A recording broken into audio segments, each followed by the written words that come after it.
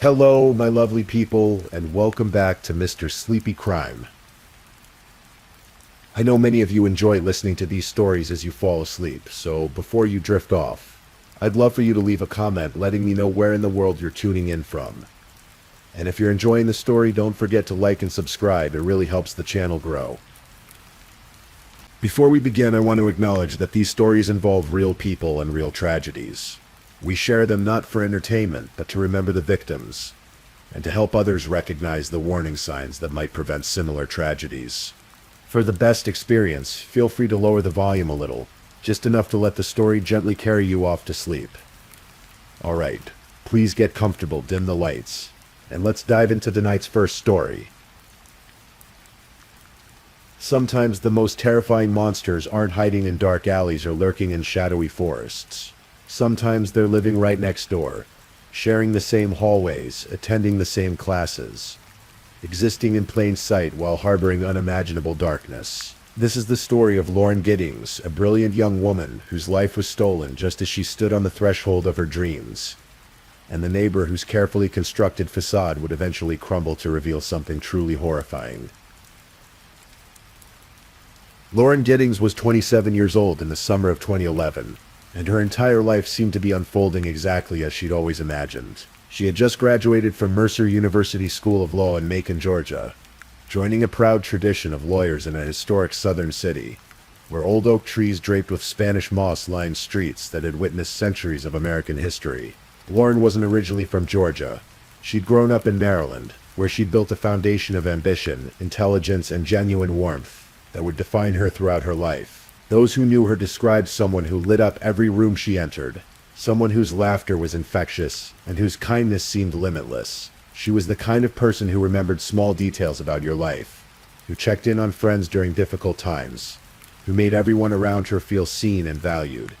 After completing her undergraduate degree at Agnes Scott College, Lauren had set her sights on law school. It wasn't just about prestige or money for her. Lauren genuinely wanted to make a difference, to use the law as a tool for justice and positive change. When she was accepted to Mercer University's law school, she threw herself into her studies with characteristic determination. Law school is notoriously grueling. The reading load is crushing, the competition fierce, the pressure relentless. But Lauren thrived.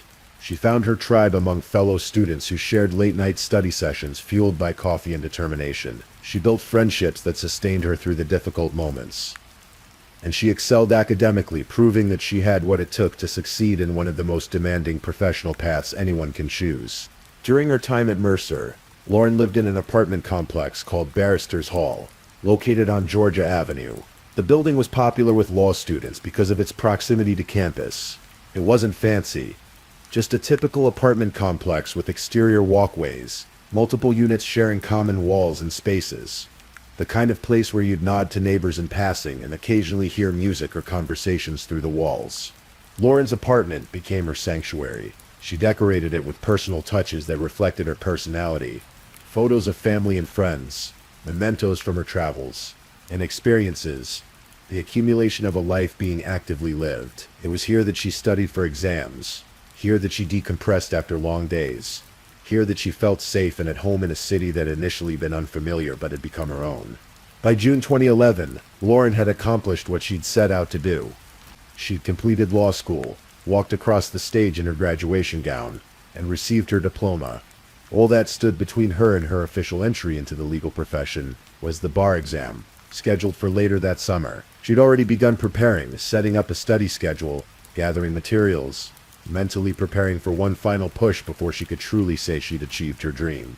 But first, there was a celebration to attend. Her sister Caitlin was getting married in Maryland, and Lauren wouldn't have missed it for the world. The wedding was everything you'd hope for, such an occasion. Joyful, emotional, filled with love and laughter and hope for the future. Lauren was radiant throughout the festivities, celebrating her sister's happiness while also sharing her own excitement about what lay ahead. She told her family about her plans. After the bar exam, she was planning to move. The apartment in Macon had served its purpose, but Lauren was ready for the next chapter. She talked about her career aspirations, about the kind of law she wanted to practice, about the difference she hoped to make. Her parents and sister listened with pride, seeing in Lauren someone who had worked so hard and was finally about to reap the rewards of that dedication. On June 25, 2011, Lauren returned to Macon from her sister's wedding. She had a lot to do: unpacking, organizing her study materials for the bar exam, preparing to eventually pack up her apartment for her planned move. It was a Saturday, and the summer heat in Georgia was already building toward the oppressive humidity that defines southern summers. That evening, Lauren did what many young people do on a Saturday night. She met up with friends, enjoying one last bit of social time before she'd need to buckle down for serious bar exam preparation. They went out, had drinks, laughed and talked, and enjoyed being young and free and full of potential. Lauren was in good spirits. She was exactly where she wanted to be in life. The evening wound down, as evenings do. Friends said their goodbyes, made plans to catch up again soon, headed to their respective homes. Lauren returned to her apartment at Barrister's Hall. She climbed the stairs or walked along the exterior corridor to her unit, unlocked her door, stepped inside, and closed it behind her. She had no way of knowing that someone had been watching her. Someone who had been planning. Someone who had been waiting. Stephen McDaniel was also a recent graduate of Mercer University School of Law. He'd walked the same halls as Lauren, sat through the same classes, experienced the same pressure cooker environment that defines legal education. On paper, they were peers, colleagues, fellow travelers on the path to legal careers. But Stephen McDaniel was not like Lauren Giddings. Not in any way that mattered. McDaniel lived in the same apartment complex as Lauren Barrister's Hall. They were neighbors, which meant they'd likely passed each other countless times over the years. A nod in the hallway, a brief greeting while checking mail, the kind of casual, meaningless interactions that define apartment living. But for McDaniel, these interactions meant something very different. He'd become fixated on Lauren in a way that went far beyond neighborly awareness. He watched her. He thought about her constantly. He had at some point crossed the line from neighbor to stalker, though no one knew it yet. Those who knew McDaniel during his time at Mercer would later struggle to reconcile what they'd known of him with what he'd eventually be revealed to be. He was awkward, certain, socially uncomfortable in a way that made interactions with him feel slightly off. Though nothing you could quite put your finger on, he didn't make friends easily. He seemed isolated, separate from the social connections that sustain most people through difficult periods. But awkward isn't criminal. Socially uncomfortable isn't dangerous. Many people are introverted or struggle with social situations without harboring any darkness. Stephen McDaniel, however, was harboring something far worse than social anxiety. He developed an obsession with Lauren. At some point, and the exact timeline remains unclear, he'd begun actively stalking her, not just watching from afar, but deliberately positioning himself to observe her, to track her movements, to invade her privacy in ways she never suspected. McDaniel had something that gave him access Lauren never knew about, a master key to the apartment complex. The details of how he obtained this key remain part of the disturbing calculus of this crime. But having it meant that locked doors weren't actually locked to him. Privacy wasn't actually private. Safety was an illusion. According to what McDaniel would eventually confess, he'd been planning something terrible for some time. In June 2011, about 2 weeks before Lauren's murder, McDaniel had traveled to Pike County, Georgia, roughly 50 miles northwest of Macon. His grandfather owned land there. McDaniel surveyed that land, walking through woods, noting locations, planning something almost incomprehensible in its coldness. He was looking for places where he could scatter dismembered body parts. He was planning murder, planning how to dispose of evidence, working through the logistics of killing someone and making them disappear, and he was doing all of this while still functioning in normal society. Graduating from law school, interacting with classmates, maintaining the facade of a normal person. On the night of June 25, 2011, while Lauren was out with friends, McDaniel was filming her apartment from outside. He'd positioned himself where he could look through her windows, his camera recording, documenting her space, perhaps waiting to see when she'd return. The premeditation was chilling. This wasn't a crime of passion or opportunity. This was planned, calculated, thought through in advance. When Lauren returned home that night and eventually went to bed, she had no idea what was coming.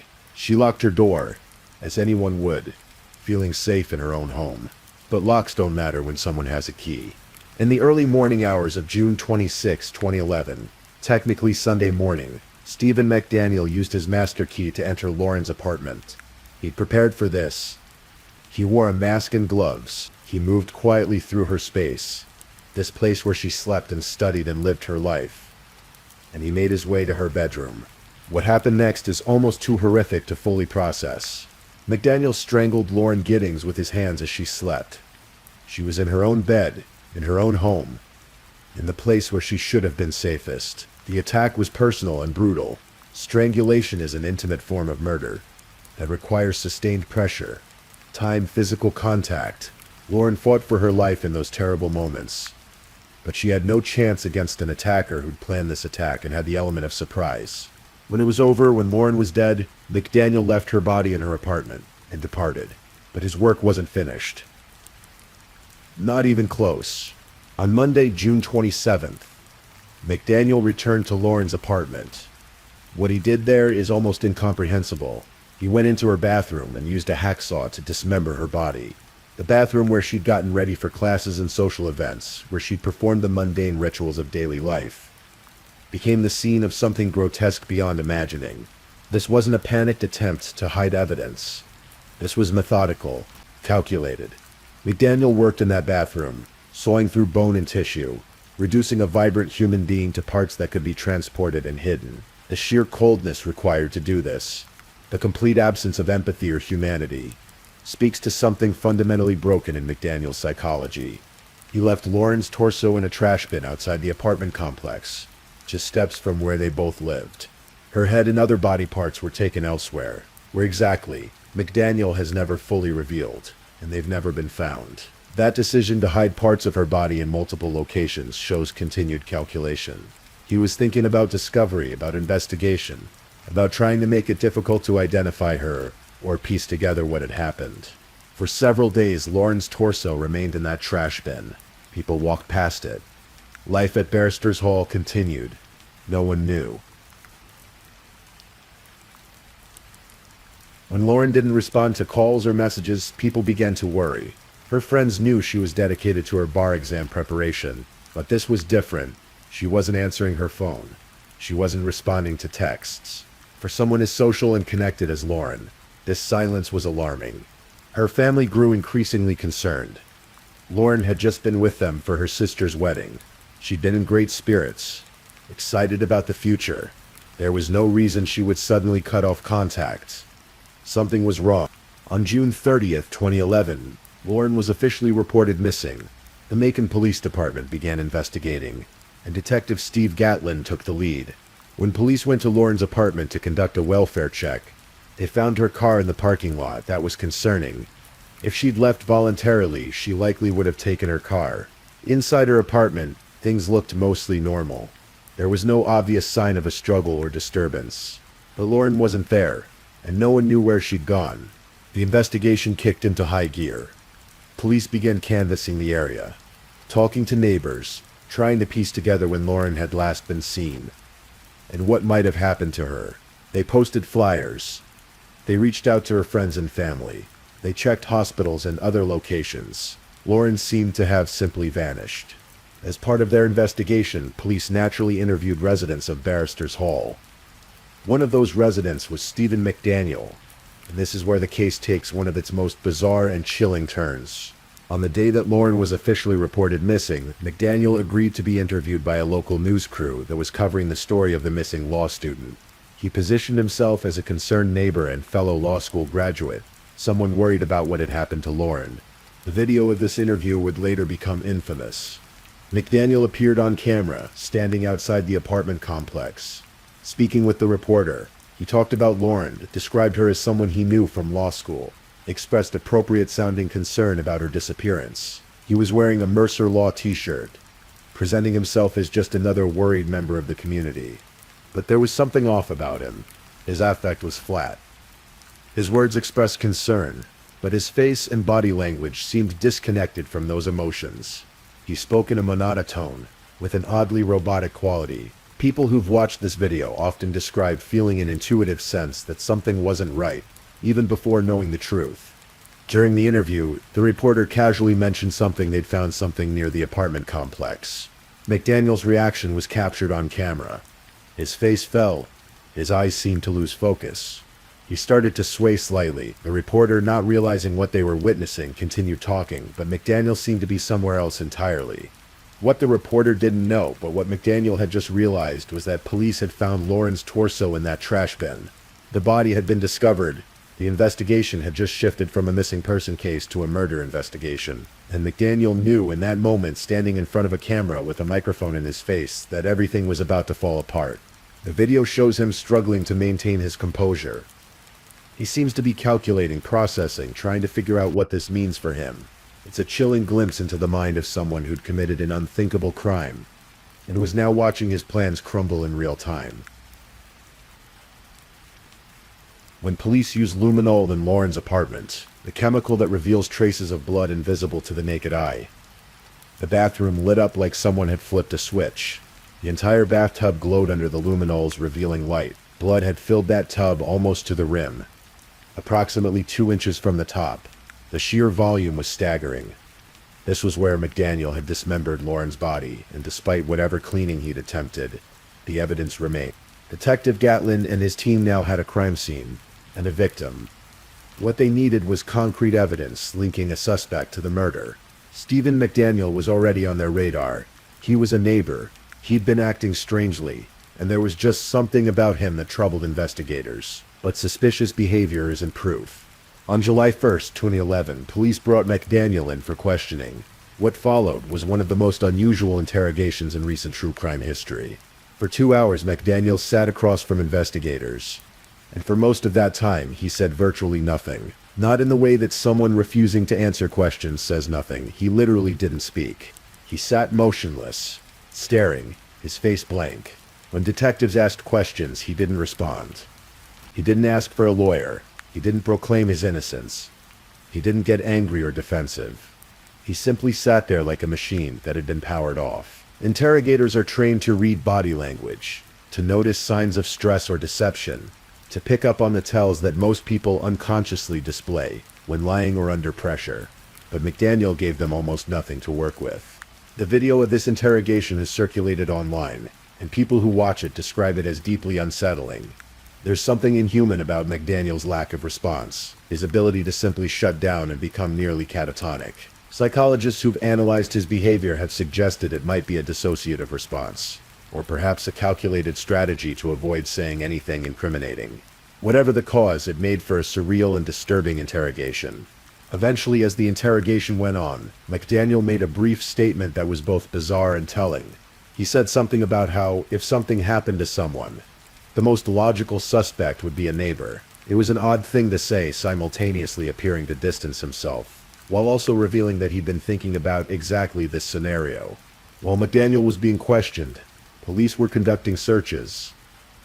They obtained warrants and searched his apartment at Barristers Hall. What they found there painted a picture of someone whose inner life was very different from what he projected to the world. On McDaniel's computer, investigators found videos he'd filmed of Lauren. These weren't casual videos from social gatherings or shared moments between friends. These were surveillance videos, filmed surreptitiously from outside her apartment. McDaniel had been watching her through her windows, recording her in her private space without her knowledge or consent. The videos were time-stamped to the same night he'd murdered her. He'd been stalking her right up until the moment he used his master key to enter her home and kill her. The videos proved premeditation beyond any doubt. This wasn't a spontaneous act. This wasn't a confrontation that escalated. McDaniel had been planning, watching, waiting. He'd invaded Lauren's privacy repeatedly before he invaded her home and took her life. Investigators also found a hacksaw in the apartment complex. When they tested it, they found blood evidence and McDaniel's DNA on the tool. This was almost certainly the saw he'd used to dismember Lauren's body. He'd apparently disposed of it somewhere in the complex rather than taking it with him, perhaps thinking it would be safer to hide it in plain sight among other residents' belongings. But perhaps the most bizarre piece of evidence involved condoms. Specifically condoms that had been stolen. Investigators discovered that someone had broken into an apartment in the complex and stolen condoms. When they examined the evidence, they found that McDaniel was connected to this burglary. The condoms found in his apartment were the same brand and size as those that had been stolen. Why steal condoms? The speculation was chilling. McDaniel may have been planning to use them during a sexual assault, either as part of the murder or as a separate crime. The fact that he'd stolen them, rather than simply purchasing them, suggested he was trying to avoid creating a paper trail. Another sign of premeditation and planning. In the end, there's no evidence that he'd sexually assaulted Lauren, but the stolen condoms spoke to his mindset and intentions. On August 2nd, 2011, Stephen McDaniel was formally charged with first-degree murder in the death of Lauren Giddings. The community was shocked, though, in retrospect. Many people said there had been something off about McDaniel. Teachers and classmates recalled his odd behavior, his social isolation, the vague sense of discomfort he created. But no one had imagined he was capable of something like this.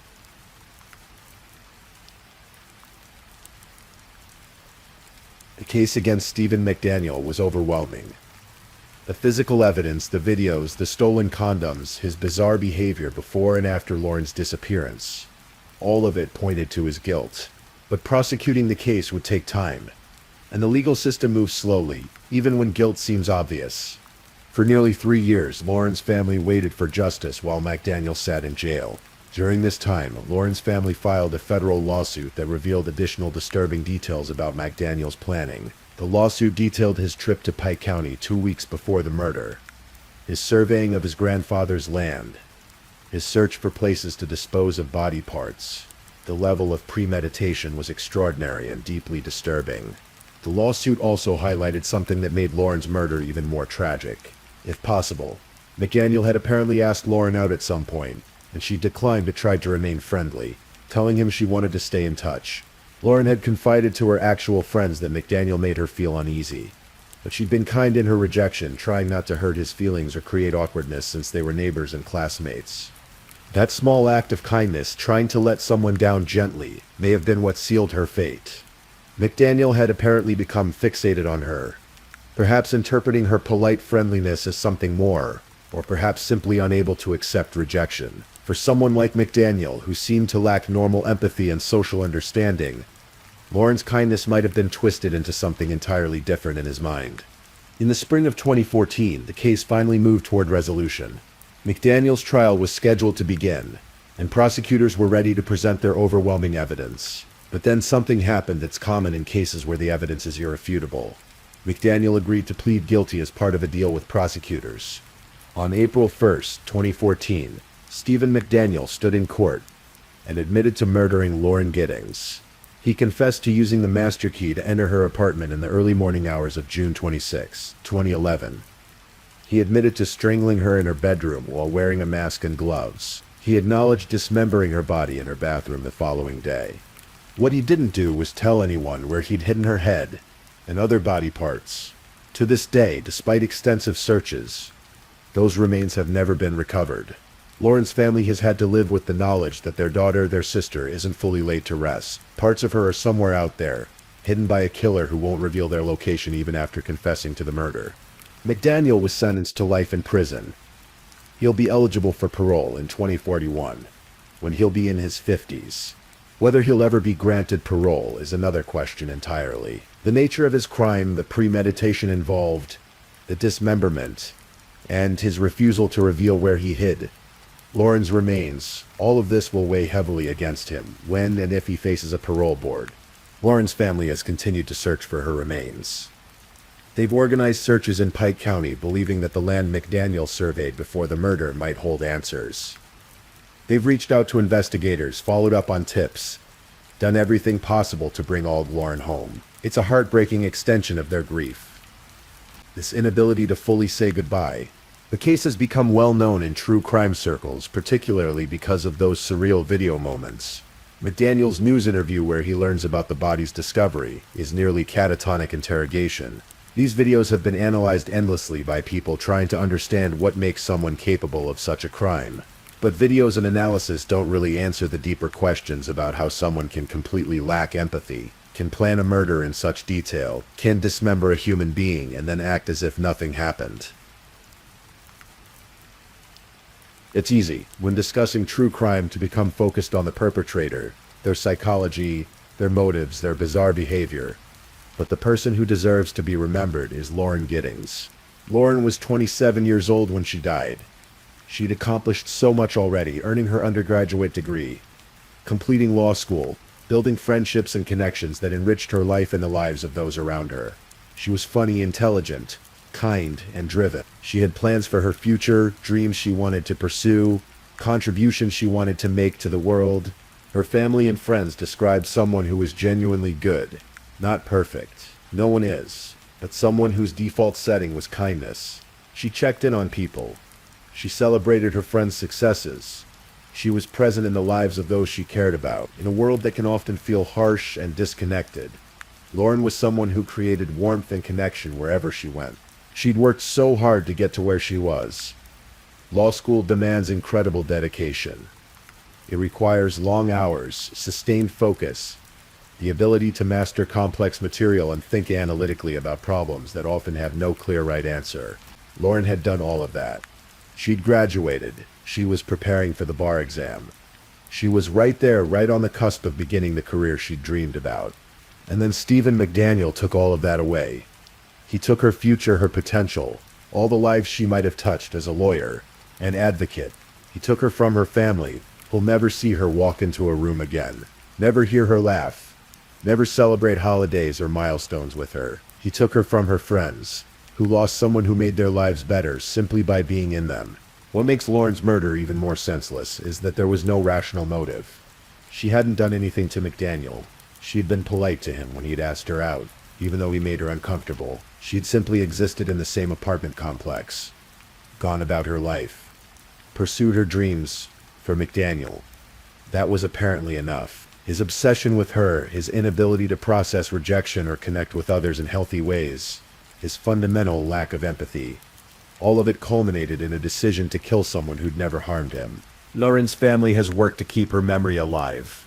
They've spoken publicly about her, sharing stories that paint a picture of who she really was beyond the victim of a terrible crime.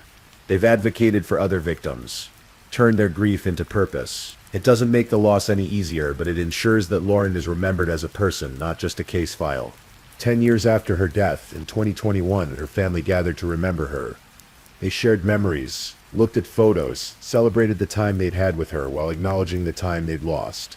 They talked about what she would have been doing if she'd lived, where her career might have taken her, whether she'd have married and had children, what causes she might have championed. These are the thoughts that haunt families of murder victims. The what-ifs, the might-have-beens, the alternate timeline where their loved one simply came home safely that night and continued living their life. For Lauren's family, these thoughts are compounded by the knowledge that they still don't have all of her.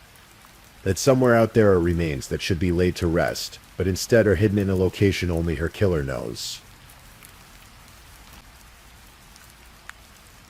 The murder of Lauren Giddings is a reminder that danger doesn't always announce itself. Stephen McDaniel didn't look like a monster. He was a law student, a neighbor, someone who blended into the background of everyday life. He passed people in hallways, sat through classes, participated in the mundane rituals that define normal existence. And all the while, he was watching, planning, nurturing an obsession that would ultimately cost Lauren her life.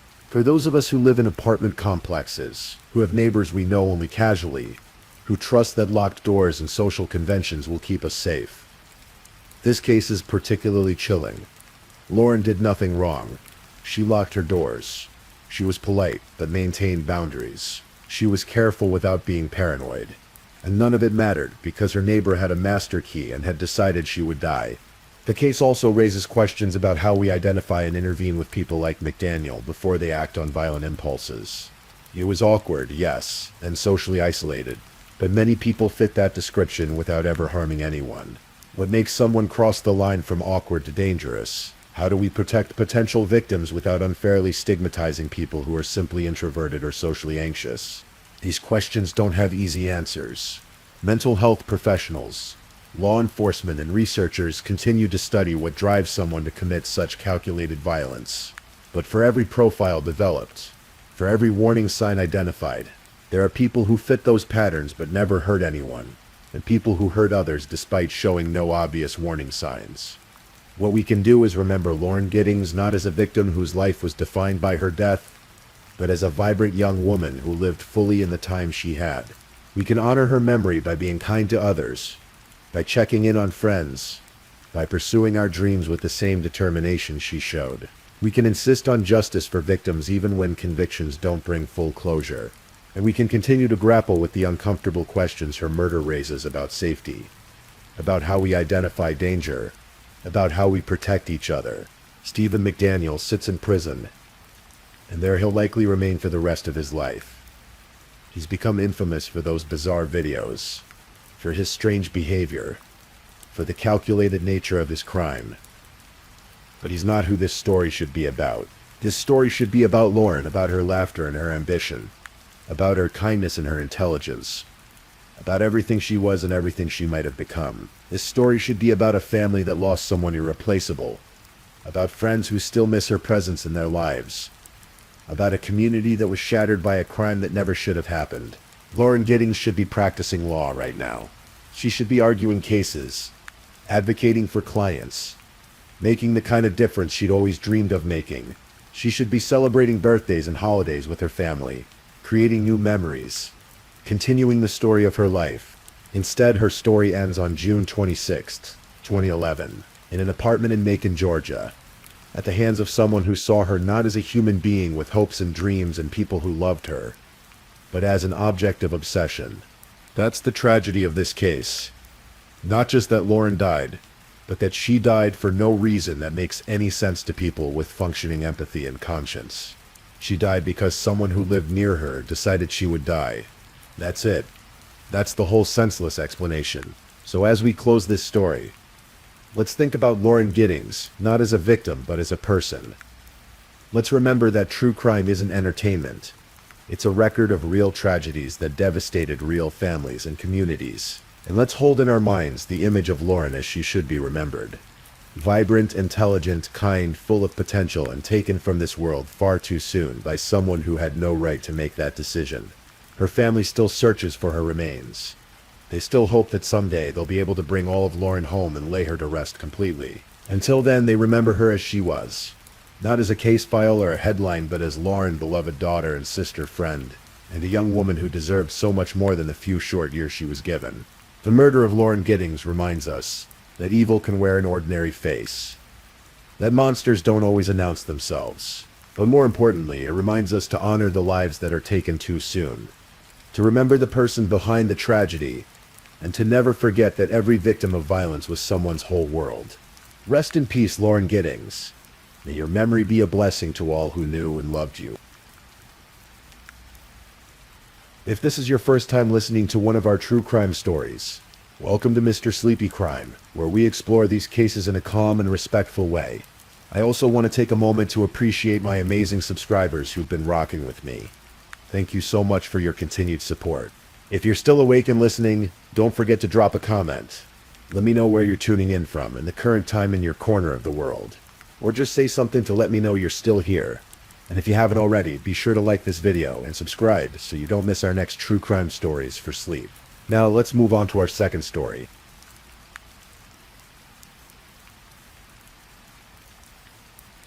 Story 2.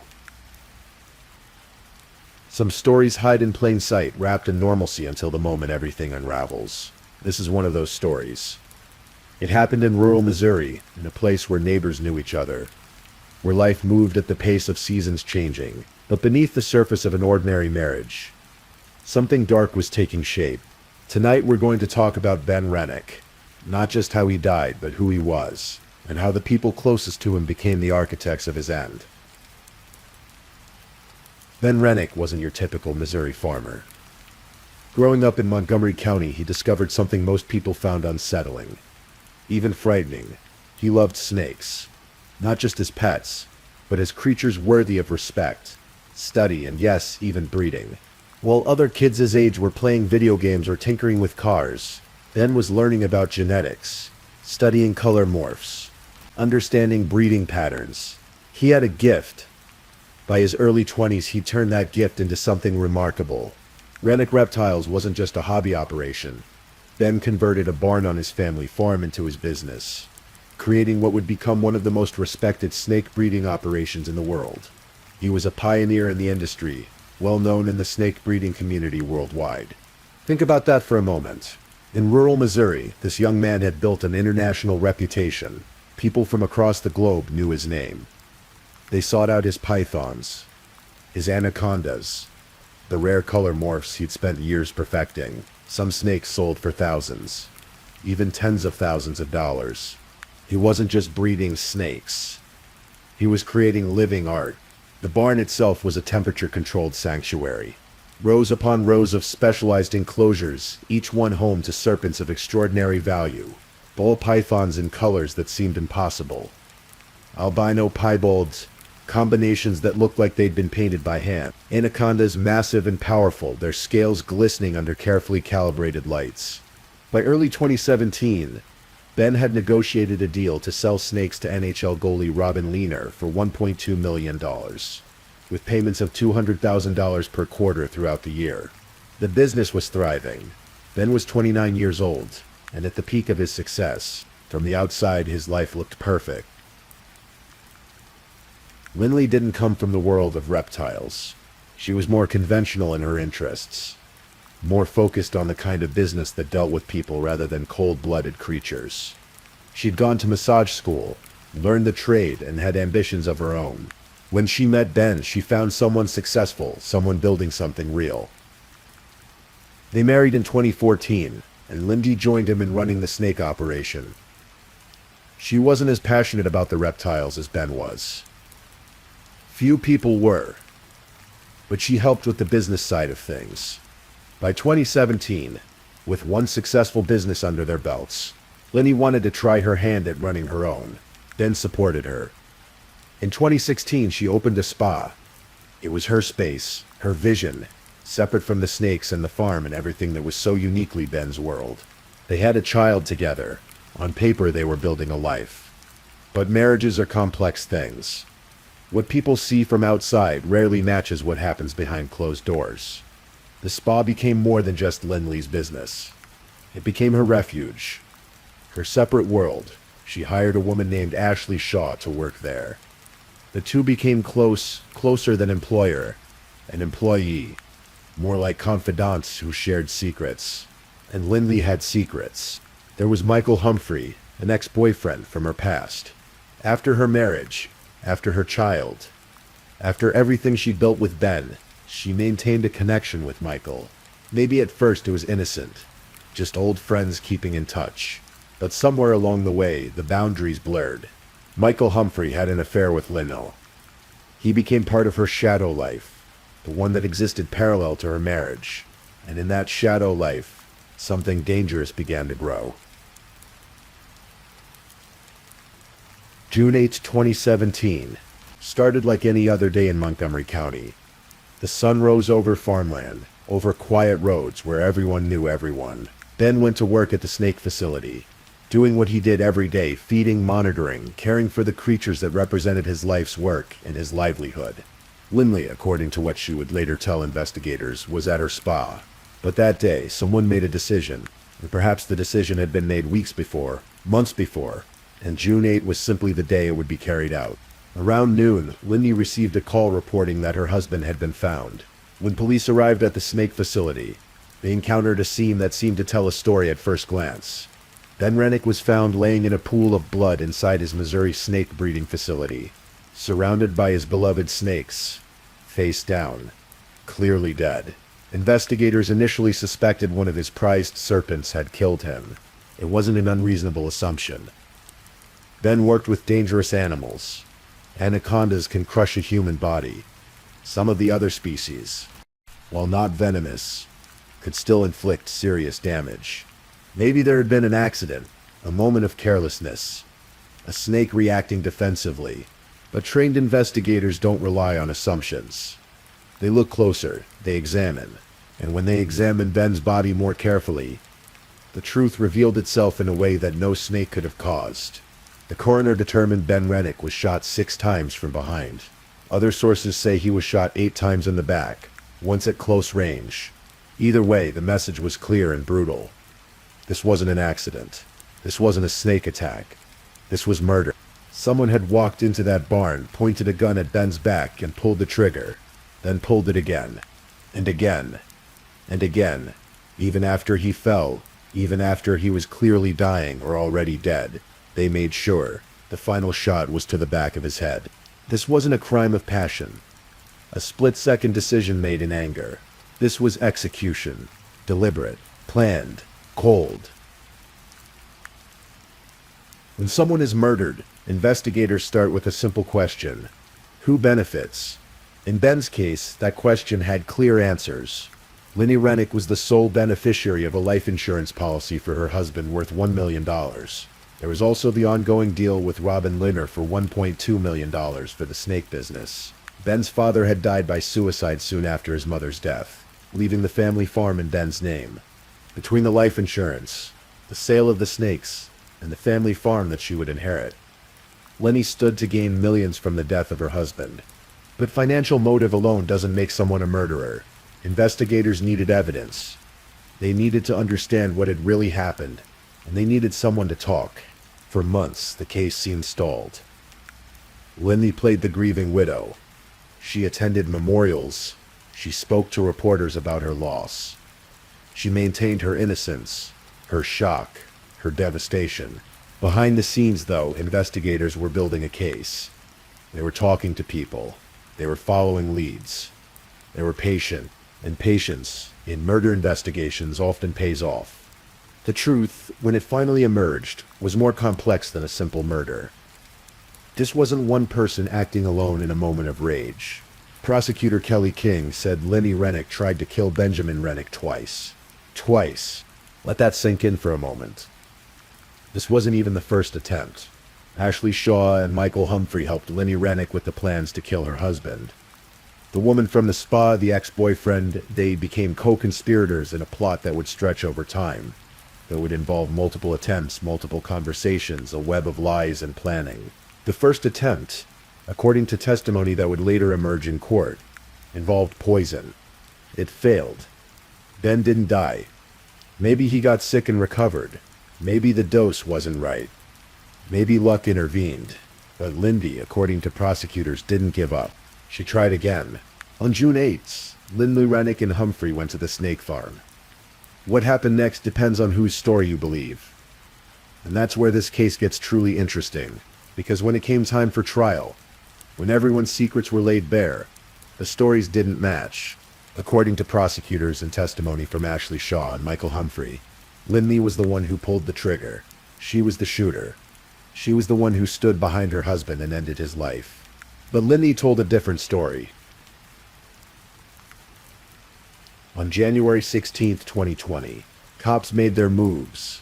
Lindy Rennick and Michael Humphrey were arrested and charged with the murder of Ben Rennick. Nearly 3 years after Ben's death, the case finally moved toward justice. Michael Humphrey went to trial first. He was convicted of first-degree murder and sentenced to life in prison. But there was a twist. He agreed to testify against Lindy in exchange for a reduced sentence. When Lindy's trial began in December 2021, the courtroom became a stage for competing versions of the truth. Lindy Rennick testified that Humphrey drove her back to her spa, where Shaw washed her off in the shower. Shaw testified that she washed blood off of Lindy Rennick. And think about that detail. Blood on Lindy's body, washed away in the shower at the spa. Whether she was the shooter or merely present, she was involved. She had her husband's blood on her skin. Lindy's defense attorney acknowledged Lindy Rennick was with Humphrey on the night of the killing, but said she was not present when her husband was shot. The defense claimed that on June 8, 2017, Lindy Rennick and Humphrey went to the snake farm to talk to Ben about divorcing his wife. He said Lindy heard several shots as she was taking out the trash. So, in Lindy's version of events, she went to the farm. Yes. She brought Michael. Yes. But she was just taking out the trash. Innocent incidental when Michael suddenly and without her knowledge murdered her husband. But Humphrey and Shaw told the jury that was a lie. When Lindy left the spa after being washed, she said she didn't think her husband was dead, only that something bad had happened. The jury had to decide, was Lindy a grieving wife, caught in a terrible situation, or was she a calculating woman who orchestrated her husband's murder and then tried to pin it on her accomplices when the investigation closed in? Lindy Rennick was convicted of second-degree murder. Not first degree, which would have required proof of premeditation and planning. Second degree, which acknowledges the intentional killing, but perhaps suggests the jury had some doubt about the full extent of her planning or involvement. She received a sentence of 16 years. Michael Humphrey got life, though with the possibility of reduction for his testimony. Ashley Shaw, who cooperated with prosecutors, wasn't charged. So what really happened? Even with the convictions, some questions linger. Did Lindley pull the trigger herself, or did she stand by while Michael did it? Were both of them involved in the physical act, or was one the shooter and one the accomplice? It was alleged that Lindley feared losing custody of her children if she and her husband were to divorce. Maybe that was part of her motivation. Maybe the money was the primary driver. Maybe it was a combination: the farm, the insurance, the business, the fear of losing everything in a divorce. Or maybe, as sometimes happens in marriages that turn toxic, she simply wanted him gone. The case fascinated people. Ben Rennick was a rock star of the reptile world, and his murder had elements that seemed almost fictional. Exotic animals, $1 million business, a love triangle, poison, multiple murder attempts, a widow who may or may not have been a killer. When arrests were made, loved ones and friends of Linny never saw it coming. Those who knew her expressed disbelief. To them, she was the grieving widow, the mother, the businesswoman. The idea that she could have orchestrated something so brutal seemed impossible. But that's often how these stories go. The people who commit the worst acts are rarely the ones who look like monsters. They're the neighbors, the spouses, the people who smile and wave and seem perfectly normal. Ben's brother Sam inherited what was left of the snake business.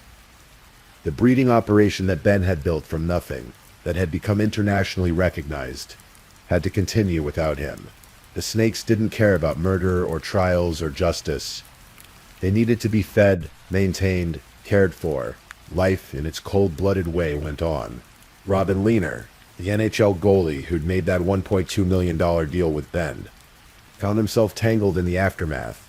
Lehner had made one payment of $200,000 in February 2017, before Ben's death. The remaining payments, the transfer of the business, all of that became complicated by the murder, by the legal proceedings, by questions of who now owned what. Cases like this make us ask uncomfortable questions about marriage, about money, about what people are capable of when they want something badly enough. Prosecutors alleged that Lennon conspired with a friend and ex-boyfriend to murder her husband in 2017. If true, it means she didn't just snap one day. She planned. She recruited help.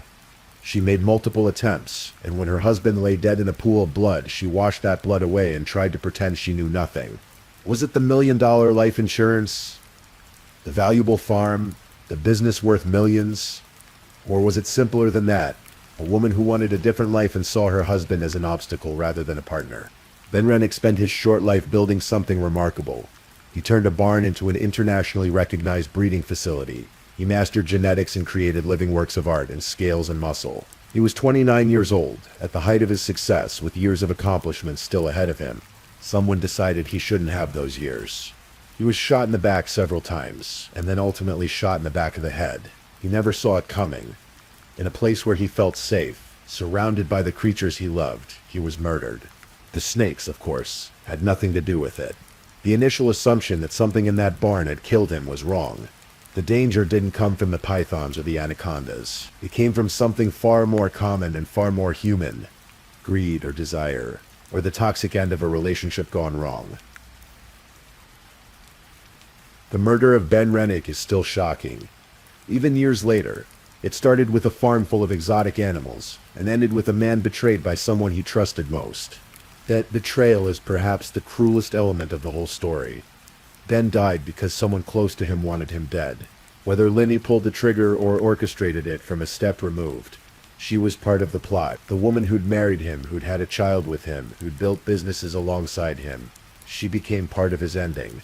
Michael Humphrey, who confessed to helping with Ben's murder, will spend much of his life in prison. And Linny Rennick will spend 16 years behind bars, though she'll be eligible for parole eventually. Ashley Shaw, who washed blood from Linny's body, avoided charges by cooperating with investigators.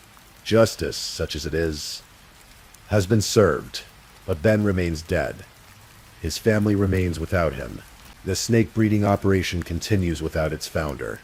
And somewhere in Missouri, a barn that was once a place of passion and business, and life is now forever marked by what happened there. In true crime, we often look for lessons, for warnings, for ways to make sense of senseless violence. Maybe the lesson here is simple. The people closest to us have the greatest power to hurt us. Trust is a precious thing, easily given but impossible to restore once broken. And when someone decides that another person's life is worth less than money or freedom or a fresh start, the consequences echo far beyond the single act of violence. Ben Rennick loved snakes. He understood them. He knew they could be dangerous if mishandled. But he also knew they were predictable. They acted on instinct, on hunger, on their nature. They didn't lie. They didn't conspire. They didn't pretend to love you while planning your death. In the end, it wasn't a snake that killed him. It was something far more human and far more cruel. Rest easy, Ben Rennick. Your story has been told. Please, if you're still awake, drop a candle. I want to see who's still with me. Also, don't forget to tell me where you're listening from, the time in your corner of the world, and maybe share one thing you've learned from tonight's stories. Meanwhile, let's move on to our third story.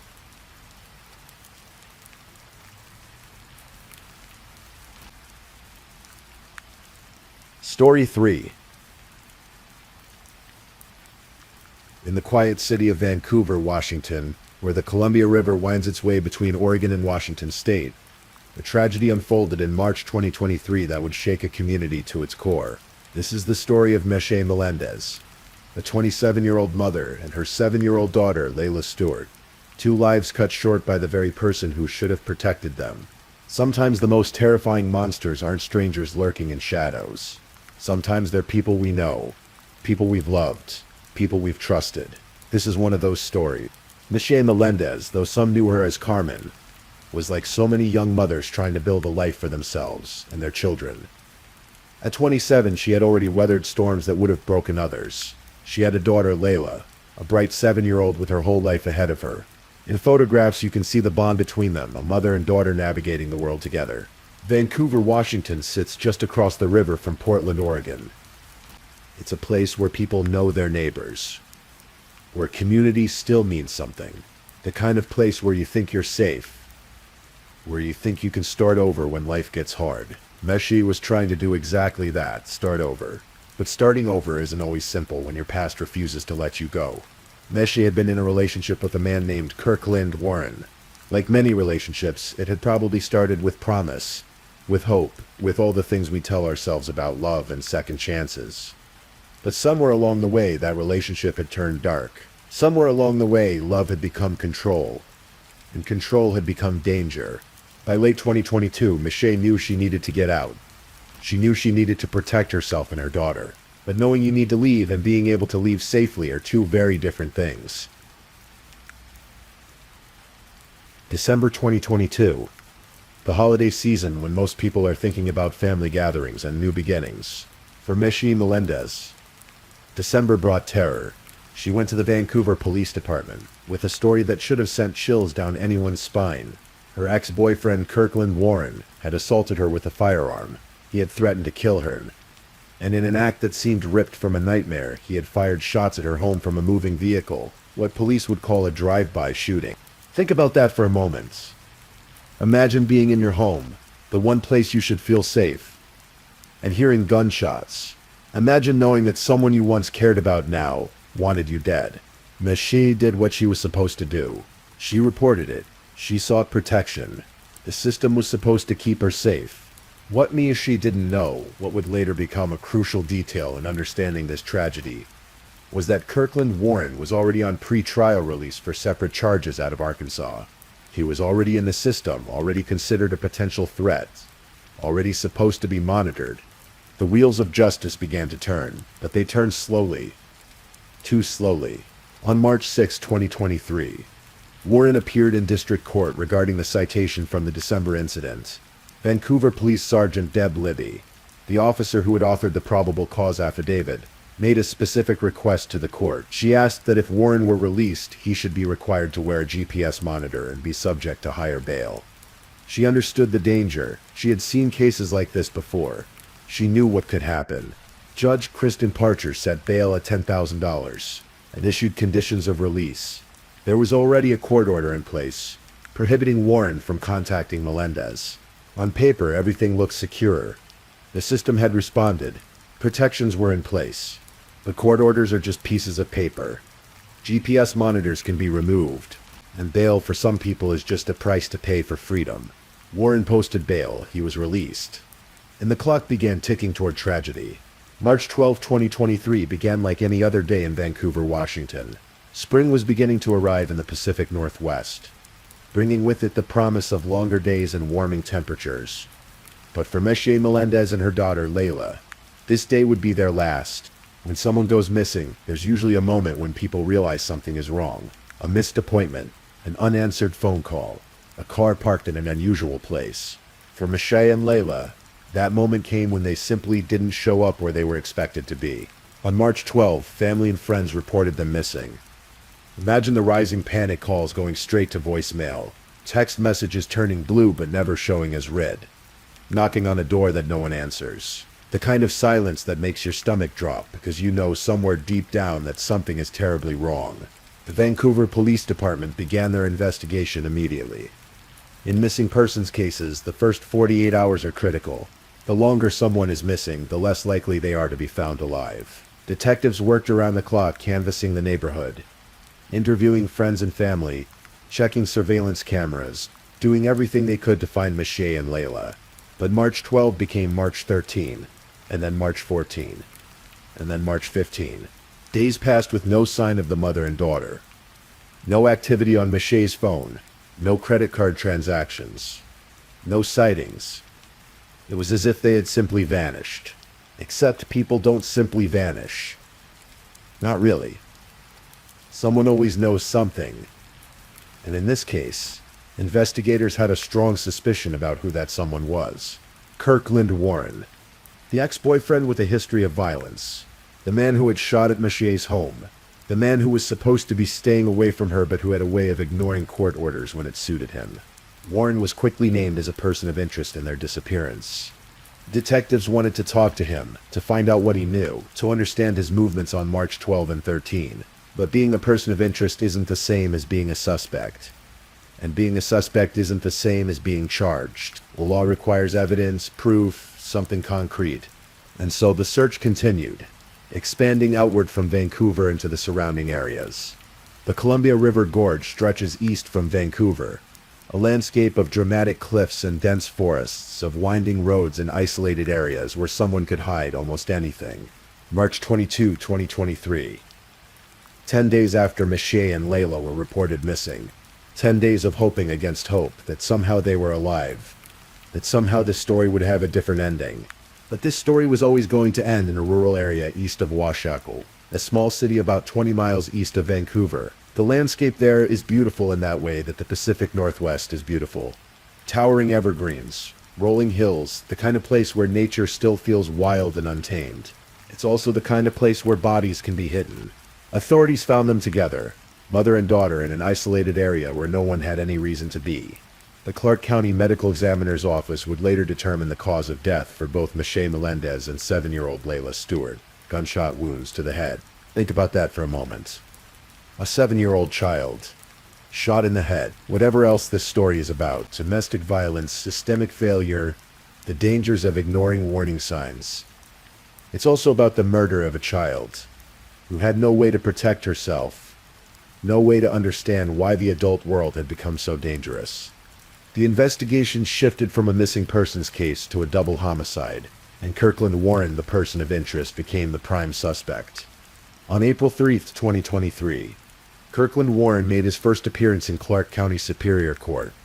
The charges were staggering: 2 counts of first-degree aggravated murder. In Washington state, first-degree aggravated murder is the most serious crime on the books, reserved for murders that involve specific aggravating factors. In Warren's case, those aggravating factors were clear. There was a court order prohibiting him from contacting Melendez. There was a documented history of violence. And there was the victim, Layla Stewart, a child making one of the murders an aggravated charge under the law. Warren pleaded not guilty. It's a standard move in the legal system, a way of putting the burden of proof on the prosecution, of saying make your case. But as the investigation continued, that case began to build. On May 9th, 2023, additional charges were filed. 2 counts of violating a protection order, 1 count of tampering with a witness, 1 count of second-degree unlawful possession of a firearm. These charges were tied to the drive-by shooting case from December 2022, the incident that had first brought Warren into the criminal justice system. Then in October 2023, 7 months after the bodies were discovered, prosecutors added another charge, one that made an already horrific case even darker: first-degree rape of a child. The allegation involved Layla Stewart. It's difficult to write those words. It's difficult to think about what that 7-year-old girl must have experienced, not just in her final moments, but potentially for who knows how long before that. The monsters in our stories are often just that. Stories, fiction, things we can close the book on and walk away from. But real monsters don't live in fairy tales. They live in our neighborhoods. They walk into courtrooms in handcuffs and answer to judges and lawyers.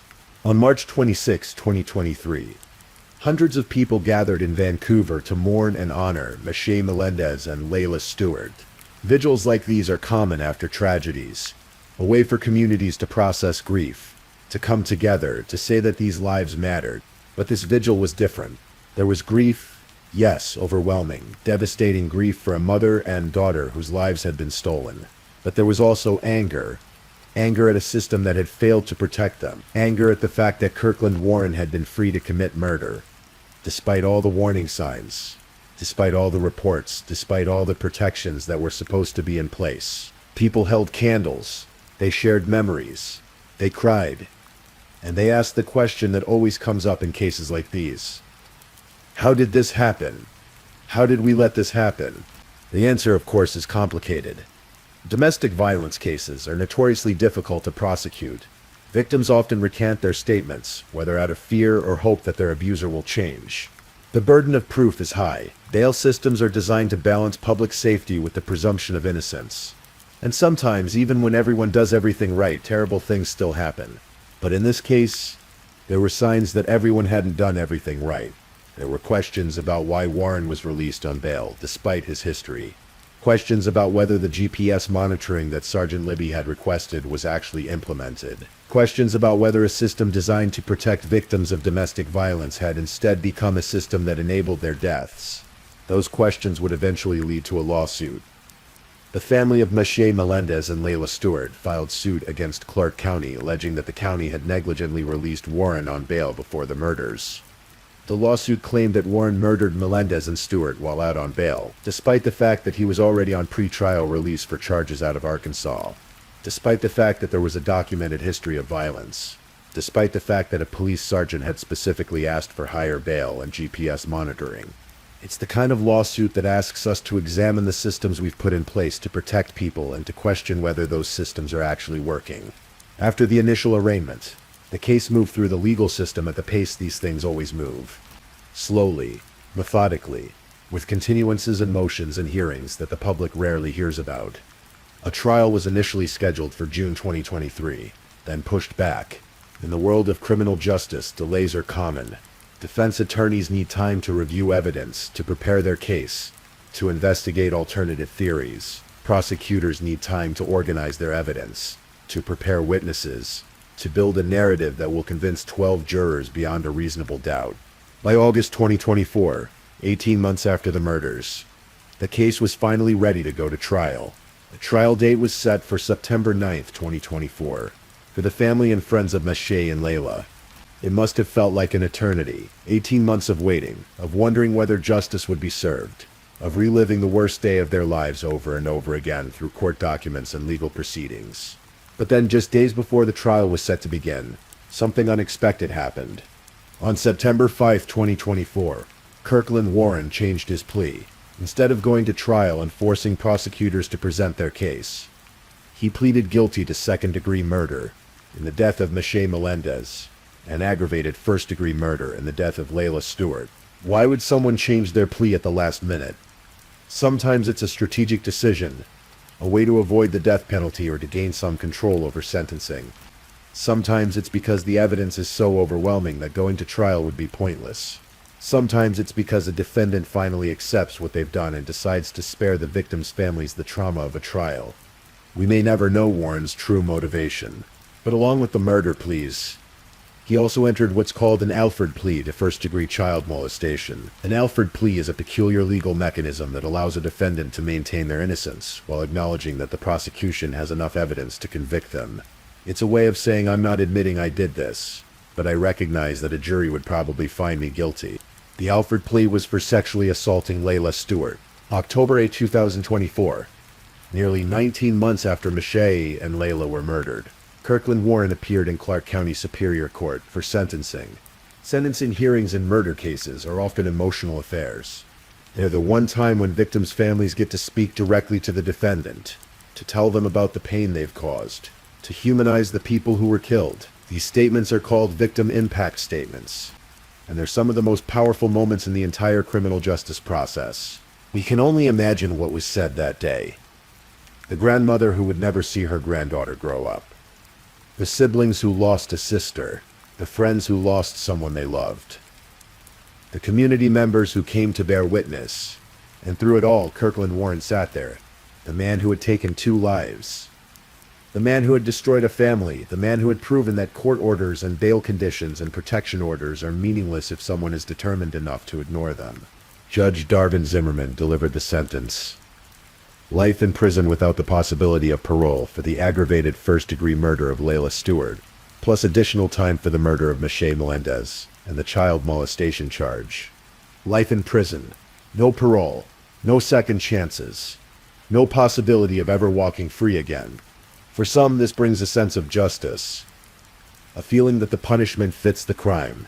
For others, no sentence could ever be enough, because no sentence can bring back a 27-year-old mother and her 7-year-old daughter. The story of Michelle Melendez and Layla Stewart doesn't end with the sentencing. It continues in the lives of the people they left behind, in the changes that their deaths might inspire in how we handle domestic violence cases, in the questions that still linger about how this tragedy could have been prevented. The lawsuit against Clark County continues to work its way through the civil court system. Win or lose, it represents something important. An attempt to hold institutions accountable, to force a reckoning with the systemic failures that allowed Kirkland Warren to be free when he should have been behind bars. Domestic violence is a pattern. It escalates. It doesn't get better on its own. And when someone threatens to kill you, when someone shoots at your house, when someone assaults you with a firearm, those aren't just red flags. They're flashing neon signs that say this person is capable of murder. Michelle Melendez saw those signs. She reported them. She tried to get protection. She did everything right, and she was still murdered, along with her young daughter. That's the part that's hardest to accept. That someone can do everything they're supposed to do, can trust in the system, can believe that law enforcement and the courts will keep them safe, and still end up dead in a rural area east of Washington with a bullet in their head. In the aftermath of tragedies like this, there's often a tendency to focus on the perpetrator, to analyze their motives, to dig into their background, to try to understand how someone becomes capable of such violence. And while that analysis has its place, it can sometimes overshadow the people who were actually harmed.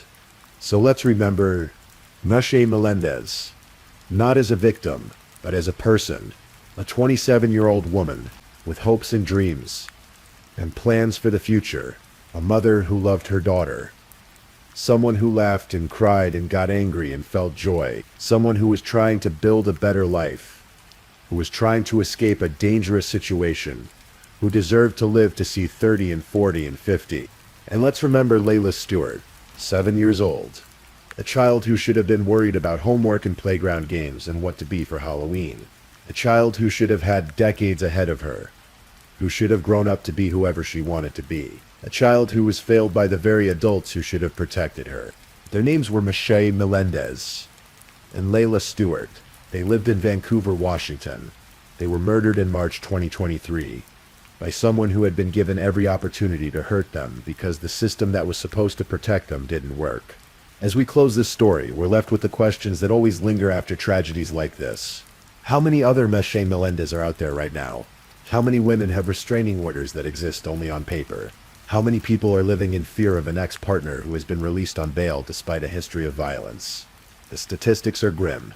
domestic violence is one of the leading causes of death for women in the United States. And the most dangerous time for a victim of domestic violence is when they try to leave. That's when abusers feel their control slipping away. That's when threats become actions. Ashley tried to leave. She reported the violence. She got a protection order. And she was still killed. What does that say about our system? What does that say about our priorities as a society? These aren't easy questions, and they don't have easy answers. But they're questions we need to keep asking, because every time we stop asking them, every time we accept that this is just how things are, someone else becomes a statistic. Kirkland Warren will spend the rest of his life in prison. That's a form of justice. But Meshi Melendez and Layla Stewart are still dead. That's the truth that no sentence can change. This has been the story of Meshi Melendez and her daughter, Layla Stewart. 2 lives cut short in March 2023 in Vancouver, Washington. May they rest in peace, and may their story remind us of the work that still needs to be done to protect victims of domestic violence. If you or someone you know is experiencing domestic violence, please reach out for help. The National Domestic Violence Hotline is available 24/7 at 1-800-799-7233. You don't have to face this alone. So if you're still awake, I'd like to know which of tonight's stories gave you chills the most. Was it the first story, the second, or the third? Meanwhile, let's move on to our fourth story.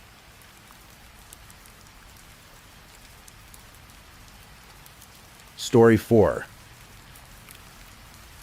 In the shimmering desert heat of Las Vegas, where neon lights compete with the stars and fortunes change with the turn of a card, there lived a woman whose smile could light up the darkest casino floor.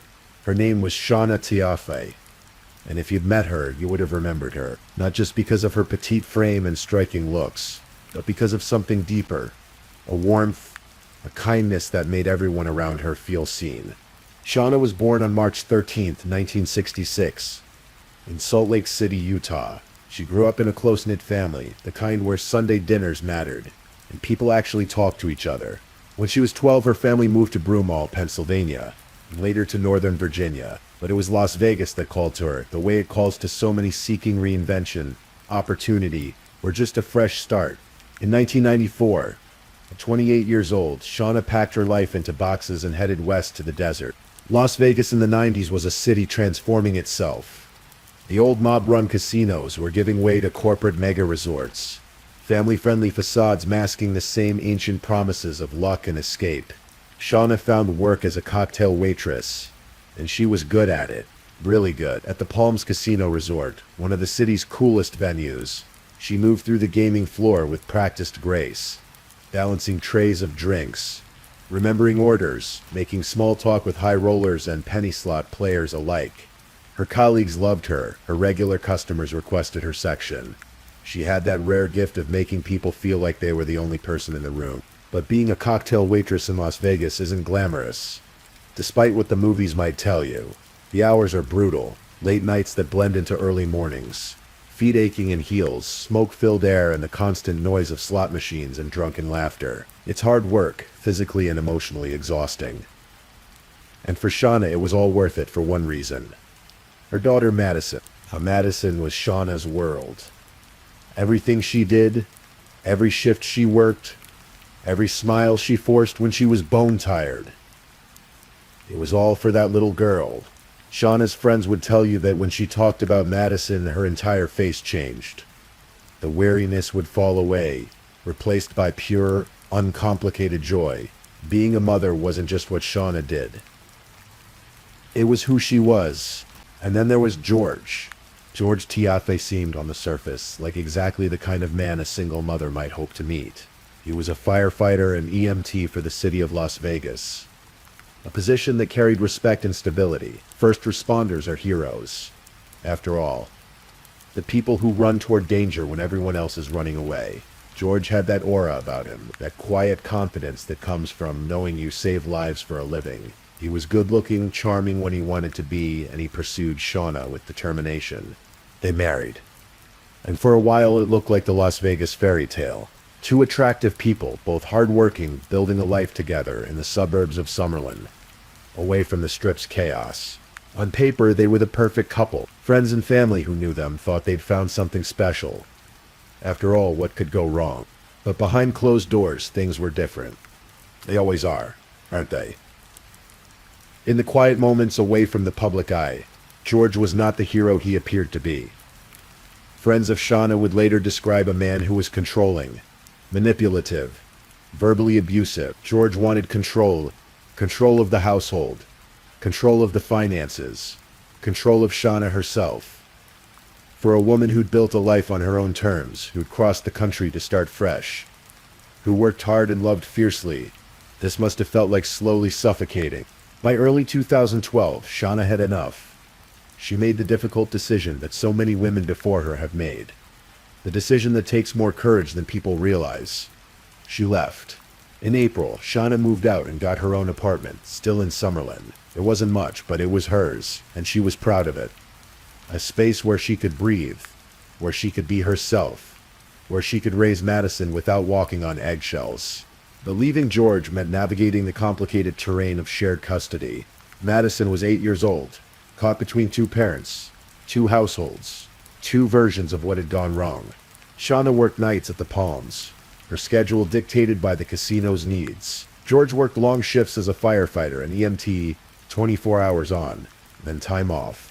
Coordinating custody around these schedules wasn't easy, and every exchange, every phone call was a reminder that the marriage had failed. For George, that failure was intolerable. He hadn't just lost a wife, he'd lost control. And there was something else eating at him, too. Money. In a divorce, assets get divided. Child support gets calculated. The comfortable life he'd built was about to be split down the middle, and George couldn't stomach it. His mind began to turn over a dark idea, the kind of idea that most people would dismiss immediately as unthinkable. But George didn't dismiss it. He nurtured it, let it grow, began to plan. He needed someone to do his dirty work, someone expendable, someone the police wouldn't connect to him, someone who wouldn't ask too many questions. And one day, while walking his dog, George found exactly what he was looking for. His name was Noel Stevens, though people called him Greyhound. He was 37 years old, homeless, an ex-convict who'd spent time in prison for robbery. Stevens lived on the margins of Las Vegas society, the kind of person tourists step over on their way to the casinos, the kind of person who becomes invisible in a city that only values winners. He was looking for work, any work, willing to do odd jobs for a few dollars. George hired him to do some handyman tasks around the house. They became, in Stevens' mind at least, something like friends. But George was cultivating Stevens for something else entirely. Sometime in early 2012, around the same time Shauna was gathering the courage to leave, George mentioned almost casually an idea. What if someone were to kill his wife? What would that be worth? At first it might have seemed like dark humor, the kind of bitter joke people make when they're angry. But George kept bringing it up. He was serious. He dangled money in front of Stevens. $5,000, he said. For someone living on the streets, $5,000 might as well be $5 million. It was a fortune, a ticket to something better, a way out. They began to plan. This wasn't a crime of passion, a moment of rage that spiraled out of control. This was premeditated, calculated, methodical. Over the weeks and months that followed, Shauna's departure, George and Stevens plotted how it would be done. George bought hammers, 2 of them, purchased at different stores on different days. He bought knives. He made plans. In the month before the murder, George called Stevens 87 times. To put that in perspective, he called Stevens almost as many times as he called Shauna, his estranged wife, the mother of his child. On September 28, 2012, George spoke to Shauna on the phone. It was a brief conversation, just 3 minutes. Probably coordinating something about Madison. Maybe Shauna heard something in his voice. Maybe she did. When George hung up with Shauna, he waited less than a minute. Then he dialed Steven. The next morning, September 29th, was a Saturday. Shauna should have been safe in her apartment, resting after a late shift at the Palms, maybe planning to spend time with Madison. But at some point in those early morning hours, while most of Summerlin slept, Noel Stevens let himself into Shauna's apartment. What happened next was brutal beyond comprehension. Stevens attacked Shauna with a hammer, striking her in the head with savage force. He hit her 17 times. 17 separate blows, using both the claw and the blunt end of the hammer. Each impact shattered bone, destroyed tissue, ended the life of a woman whose greatest joy was being a mother. The attack was so vicious that Shauna's face was left unrecognizable. Her family would later have to hold a closed casket funeral because there was no way to restore her appearance. Shauna TFA, 46 years old, cocktail waitress, mother, daughter, friend, a woman who'd made people smile for a living. Died alone on her apartment floor, murdered by a stranger for $600. Because that's what Stevens ultimately received. Not the $5,000 George had promised. Not the $20,000 that prosecutors would later say George had offered. $600. Less than the cost of a nice dinner in the city where Shauna had worked. George's plan, such as it was, relied on the murder looking like a random break-in. 2 weeks before Shauna's death, there had been an actual break-in at her apartment. Someone had forced their way in, and Shauna had reported it to police. George was counting on investigators connecting the two events, seeing a pattern, a random criminal returning to finish what they'd started. But George had made a critical mistake in his planning. He'd underestimated the Las Vegas Metropolitan Police Department. On the morning Shauna died, George put on a performance. He called 911, his voice strained with what seemed like grief and shock. "I think I need to report a break-in and a murder," he told the dispatcher. My wife is on the floor, bloody, stiff, not moving." When detectives arrived, George repeated his story. He'd come to pick up Madison for his custody time. He'd found the door ajar. He'd walked inside and discovered Shauna's body. He was devastated, he said. He wanted to die, he said. But there was something off about George's demeanor, something that made the detectives take notice. He was too calm in some moments, too emotional in others. The grief not quite landing right, and then there was the truly disturbing detail. George had walked his 8-year-old daughter into that apartment. Prosecutors would later argue that he knew exactly what Madison would see, that he knew Shauna was dead inside, that he deliberately exposed his own child to the sight of her mother's murdered body. Whether he did this for alibi purposes or for some darker reason, we may never fully understand, but Madison saw her mother that day, saw what violence had done to her, and that image is something the little girl will carry for the rest of her life. Detectives began interviewing George at the scene, and immediately he became their prime suspect. Of course he did. In cases where a woman is murdered, investigators always look at the intimate partners first, because statistically that's where the danger comes from. George was separated from Shauna, was facing a divorce that would impact his finances, had access to her apartment, and had discovered the body. Every red flag was waving. But George had been clever. He had an alibi. He'd been at work pulling a 24-hour shift at the fire station. He couldn't have physically committed the murder himself. The timeline didn't work, so if George was involved, he had to have had help.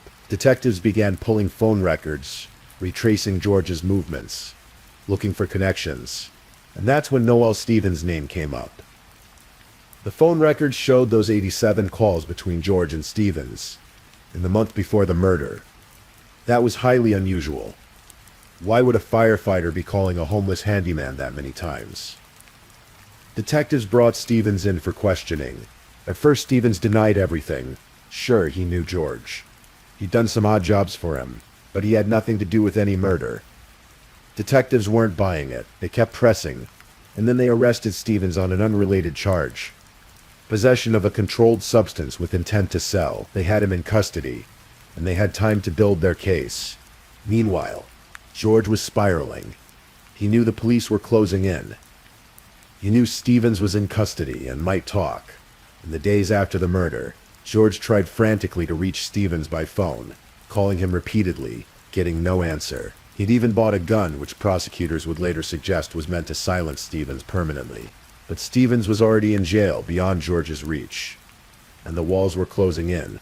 On October 11th, 2012, less than 2 weeks after Shauna's murder, George got into his Ford F-250 pickup truck and drove it into a concrete retaining wall at over 80 miles per hour. The crash was catastrophic.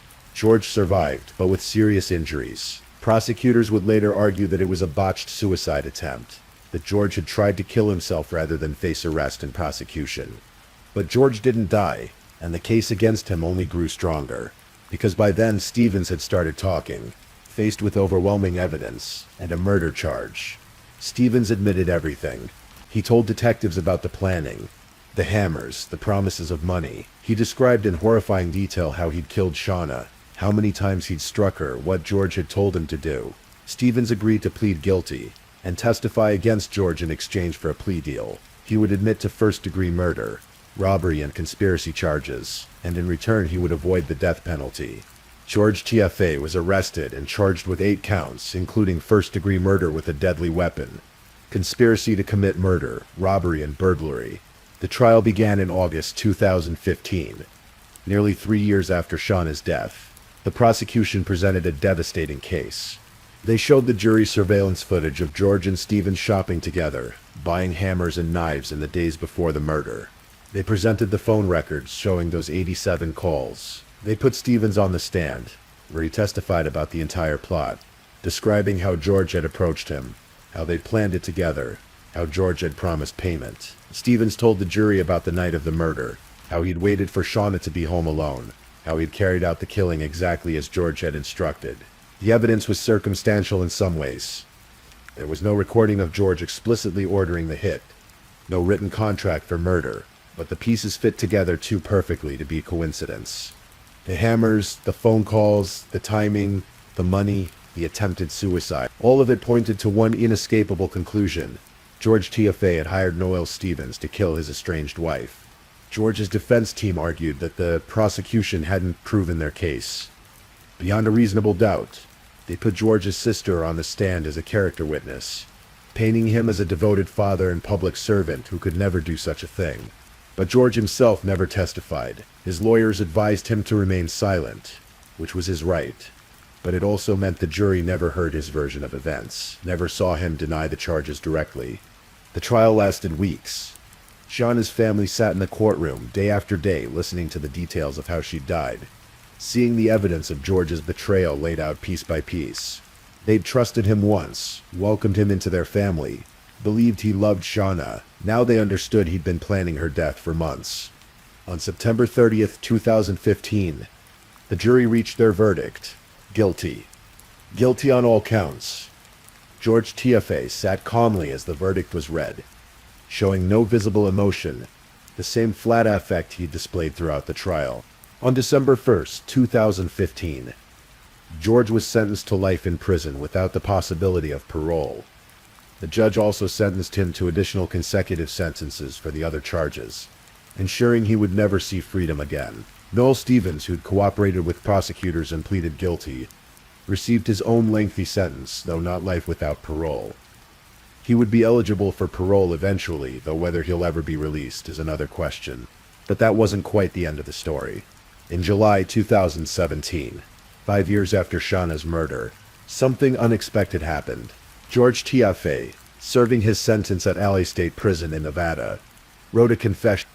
It was buried inside a 107-page legal appeal, written in all capital letters, a rambling document that attempted to shift blame even as it admitted guilt. George claimed that prescription medications had clouded his judgment, that he hadn't been in his right mind when he planned Shauna's murder. He tried to minimize his responsibility, to explain away the inexplicable, but the confession, such as it was, changed nothing legally. He was already serving life without parole. The confession was perhaps meant for appeals purposes, or perhaps it was simply George's attempt to unburden himself, to put his version of events on record. But for Shauna's family, there was no comfort in it. No confession could bring her back. No explanation could make sense of why a father would plan his wife's murder and then walk his daughter into the crime scene.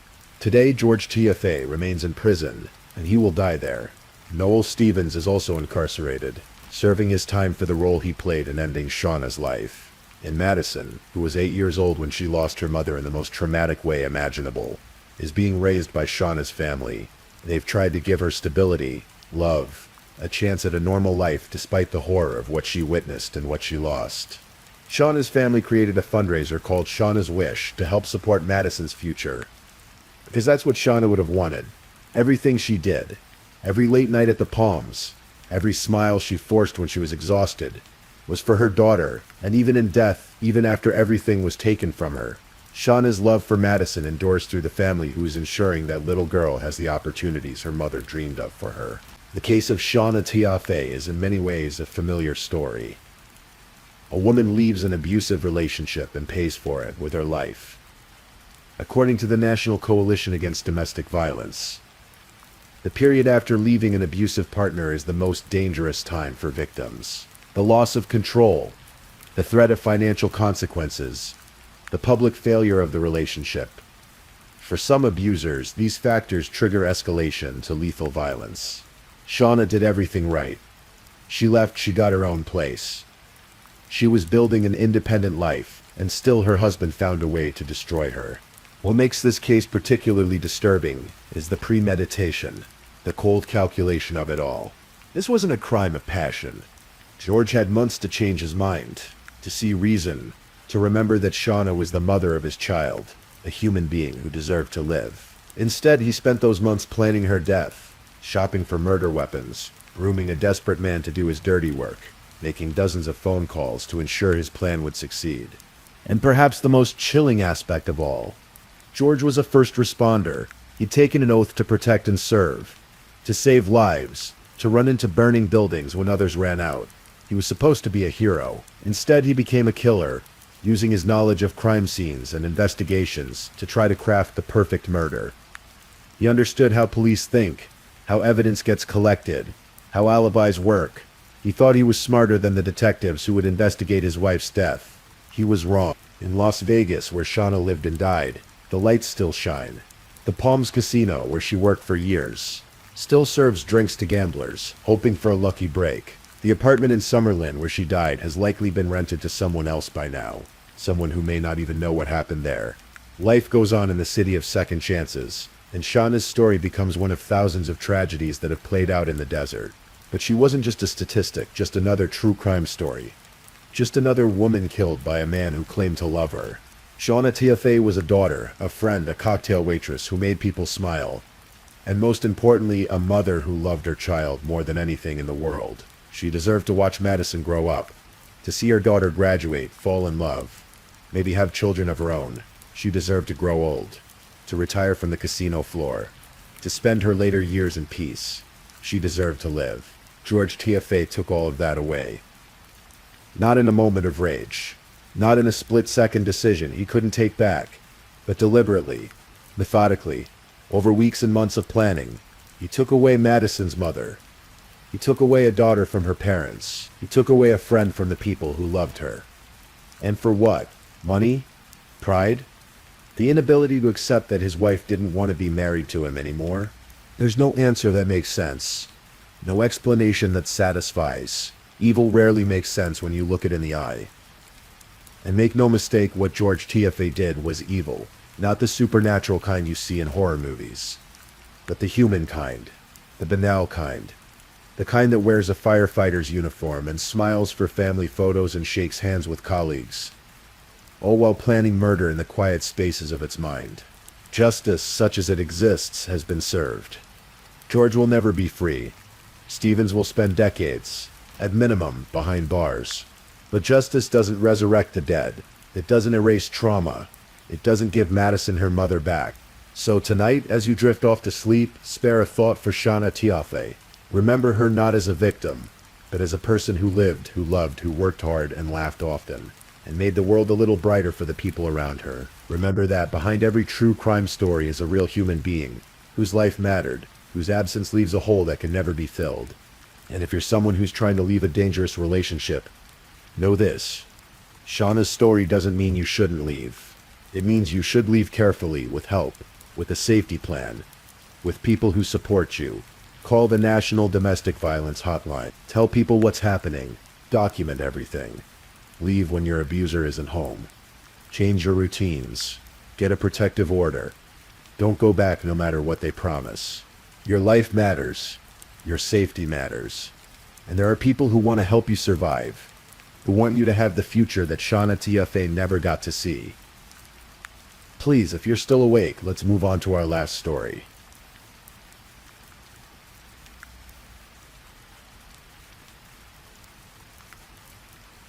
Story 5.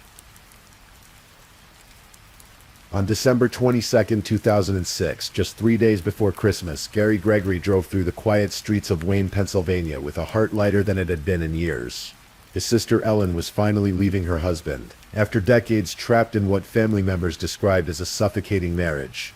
She had found the courage to say those 4 powerful words, "I don't want to do this anymore." Gary had promised to help. He paid for her divorce attorney, helped her look at apartments, and now he was coming to collect her and his 12-year-old niece, Olivia. They would spend Christmas at his home in Boston, and the next day they would celebrate Ellen's 50th birthday, a milestone she had never expected to reach in happiness, but one that now seemed to herald a new beginning. As he turned onto Forest Road, a tree-canopied lane in the affluent suburb of Upper Merion, Gary felt a rare sense of victory. He had saved his sister. But then he saw them. Police cars. An ambulance. Crime scene tape stretched across the familiar driveway. A patrolman approached. "Who are you?" "I'm the brother of the woman who lives in that house," Gary managed to say. "Your sister is dead." The words hung in the cold, December air. Someone drove him to the police station where a detective asked a question that would echo through the years to come. "Does your brother-in-law own a gun?" Ellen Gregory Robb had been beaten to death in her own kitchen while wrapping Christmas presents. The violence was so extreme that when first responders arrived, they initially believed her head had been torn apart by a shotgun blast at close range. But there was no gun. There was no intruder. There was only her husband, Raphael Robb, a renowned University of Pennsylvania economics professor and expert in game theory, the study of strategic decision-making. And in the days that followed, investigators would discover that Professor Robb had played the most calculating game of his life. Ellen Gregory was born to be a nurturer. The oldest of 3 children, she earned the nickname Little Mother, after her father's sudden death when she was just 7 years old. Her father, a financial officer for an American company, had taken the family to live in Colombia, but diabetic shock claimed his life far too soon. The family returned to Pennsylvania, settling in Rosemont, where Ellen became the emotional anchor for her younger brothers, Art and Gary. "Whatever I might have needed," Gary would later recall, "I just remember that Ellen was always there to provide it for me. Food, hugs, band-aids. Ellen was there. She worked her way through the College of Textiles and Science, juggling multiple jobs including nannying to support herself. She even sent home her benefit checks from their father's death to help the family. In her early 30s, Ellen was petite, confident, and known throughout her social circle as the person who always knew where the next great party was. She was an extrovert in the purest sense, someone who drew energy from bringing people together. But Ellen had one overriding ambition that defined her adult life. She wanted to be a mother. Raphael Robb was her opposite in nearly every way. Born in Israel in 1950 to Holocaust survivors who never spoke of the horrors they endured, Robb was raised in an atmosphere of silence and stoicism. His father ran a tailoring shop and worked late into the night, pushing his son toward academic excellence as a path out of that life. Robb excelled. He earned a bachelor's degree in economics and mathematics from Hebrew University, Israel's most prestigious institution, before emigrating to the United States. At UCLA, he completed both a master's degree and a PhD in economics. By 1984, he had secured a coveted position at the University of Pennsylvania's Wharton School, where he specialized in game theory. Game theory is, at its essence, the mathematics of strategy. It analyzes human interactions, whether in business negotiations, legal disputes, or even domestic arguments, by modeling each party's options and the associated risks and rewards. A skilled game theorist can think many moves ahead, always positioning themselves for the optimal outcome. Raphael Robb would eventually become one of the world's foremost experts in this field. More than a decade after murdering his wife, his academic standing remained so high that he was ranked in the top 5% of economists worldwide. Ellen met Raphael through a dating service in the late 1980s. At first, she wasn't sure about him. He was so quiet, so different from her warm, outgoing personality. But he had that prestigious position at Penn, and he took her to expensive restaurants in Center City. His work promised visiting professorships abroad, which reminded her of her father, the international businessman. And Raphael seemed to understand what she wanted most: a family. Gary Gregory remembers his first impressions of his future brother-in-law. He had some strange ways about him, but they were easy to dismiss as cultural differences or eccentricities. In old photographs from that era, Raphael cuts an almost blank figure. He's tall and broad-shouldered, but his face seems empty somehow, his features minimal. Even then, he was controlling about money, insisting on maintaining separate finances before and after marriage. At Gregory family gatherings, he would sit quietly, sometimes sweeping tangerine peels and nutshells off the table onto the floor. "Rafe," someone would protest. He'd respond with feigned confusion, leaving the garbage for someone else to clean up. When anyone asked about his work, he offered stiff insults. "It's deep," he would say in his heavily accented English. "I could try to tell you, but you wouldn't understand." Ellen's brother Art, along with aunts and uncles, urged Ellen to reconsider the relationship. "I said to her many times." Art would remember, "Do you really want to be with this person?" But Ellen would simply respond, "I love him." Her family had little choice but to support her decision. They married in 1990. The marriage showed cracks almost immediately. Ellen became pregnant in 1993, and Raphael left her. She lived throughout her pregnancy with her brother Art, who says Raphael showed up late for the birth of their daughter Olivia, and exclaimed, "She couldn't even give me a son." They reconciled, but the damage was done. Raphael and Ellen began sleeping in separate bedrooms. At Raphael's suggestion, Ellen gave up her career to become a stay-at-home mother. His attendance at family gatherings dwindled to almost nothing. Then in 1999, Raphael accepted a visiting professorship in Israel that would take the family abroad for an extended period. When they returned, something had fundamentally changed. Gary's wife, Kim, began overhearing disturbing things during phone conversations with Ellen. He'd call her a stupid piece of shit, Kim recalled. In person, Ellen confessed to Kim that Raphael's emotional abuse had intensified. He would demean her in ways both petty and profound. After she finished cleaning the bathroom, he would undo his pants in front of her and urinate in the sink, a gesture of pure contempt. By 2004, Gary knew his sister was in serious trouble. She began speaking in code during phone calls, rating her tension on a scale of 1 to 10 if Raphael was within earshot. That obviously suggests fear, Gary would later say. The family repeatedly asked Ellen if Raphael was physically abusive, but she always maintained that it was just emotional abuse, just insults. But friends and neighbors were beginning to see signs that troubled them deeply. Neighbor Mary Beth Pedlow had known Ellen since their days together in the Bamberger's department store management training program. She watched as the Robb household transformed. When they returned from Israel, their beautiful home, once a tastefully decorated showplace with artwork collected during international travels, had been trashed by renters. Raphael had been angry enough to keep the security deposit but didn't lift a finger to repair the damage. He didn't lift a finger to put the place back in order. Pedlow remembered. "I think something in Ellen's spirit kind of broke then.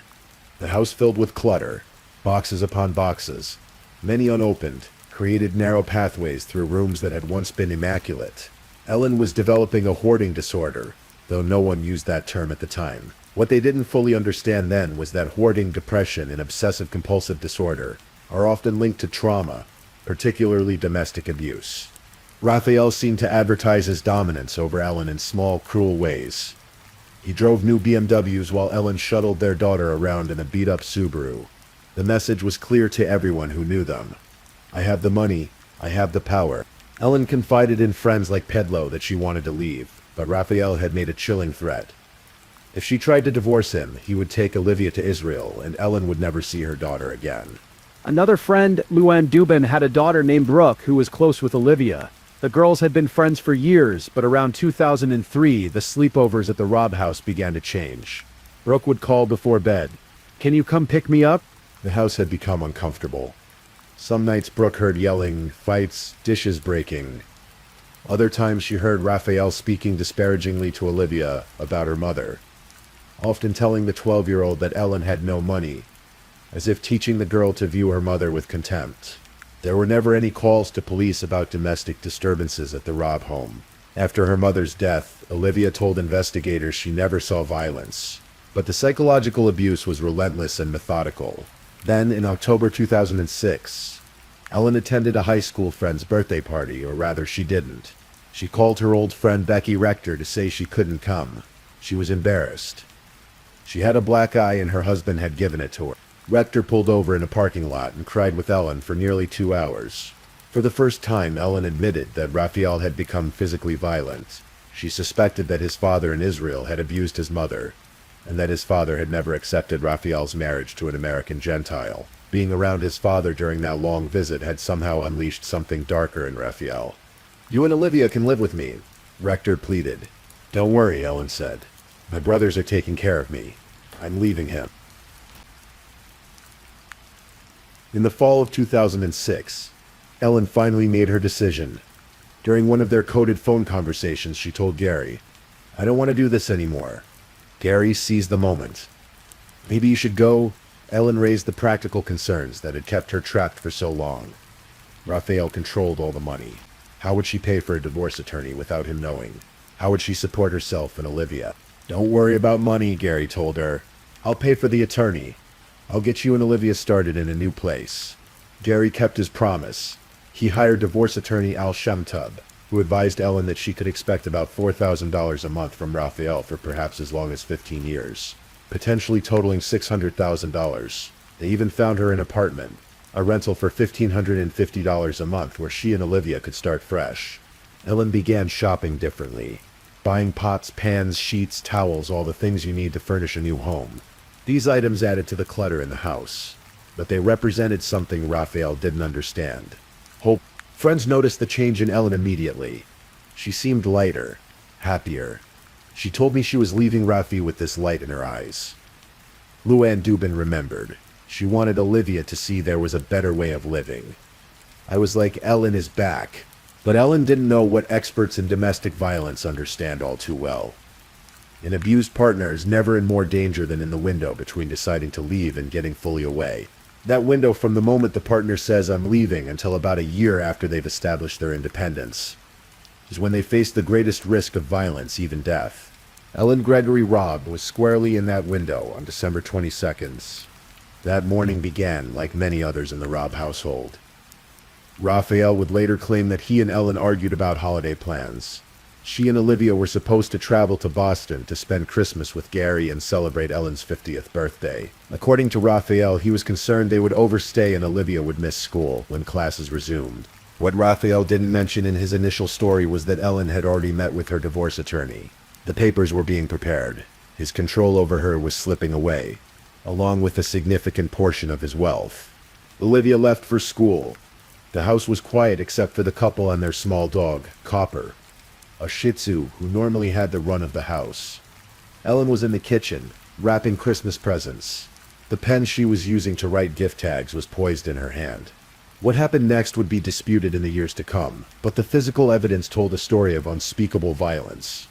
Someone struck Ellen Gregory Robb with tremendous force, then struck her again, and again, and again. The weapon, later believed to be a crowbar or chin-up bar, crushed her face so completely that it became concave, creating a bowl that filled with blood. Her features were obliterated. Multiple lacerations cleaved through skin and bone. 2 of her fingers were crushed as she tried desperately to defend herself. The pen she'd been holding snapped in her hand. Blood spattered across the floor, the kitchen cabinets, and even the ceiling. When first responders arrived, they were certain they were looking at a shotgun wound. Nothing else could explain the catastrophic damage to Ellen's head. But forensic pathologist Ian Hood discovered something unexpected when he examined the body. There was no buckshot, no gunpowder residue. The wounds were caused by repeated blunt force trauma with a long, thin object. Someone had beaten Ellen Gregory Robb to death with methodical fury. The killer used far more force than necessary, Hood informed investigators. This was a sign that the killer knew the victim intimately. More than that, the killer hated her. At approximately 12:30 in the afternoon, Raphael Robb called the local police precinct. Notably, he did not call 911. "I just came home and found my wife murdered on the kitchen floor," he told the dispatcher. "Her head is cracked." That word cracked would become one of the most damning pieces of evidence against him. It was a peculiar way to describe what appeared to be a shotgun wound, but it was the exact word that would describe what forensic pathologist Hood would discover. Ellen's skull had been cracked open by repeated blows. When police arrived, Raphael spoke freely. He constructed a timeline for them. He'd last seen Ellen around 8:30 that morning.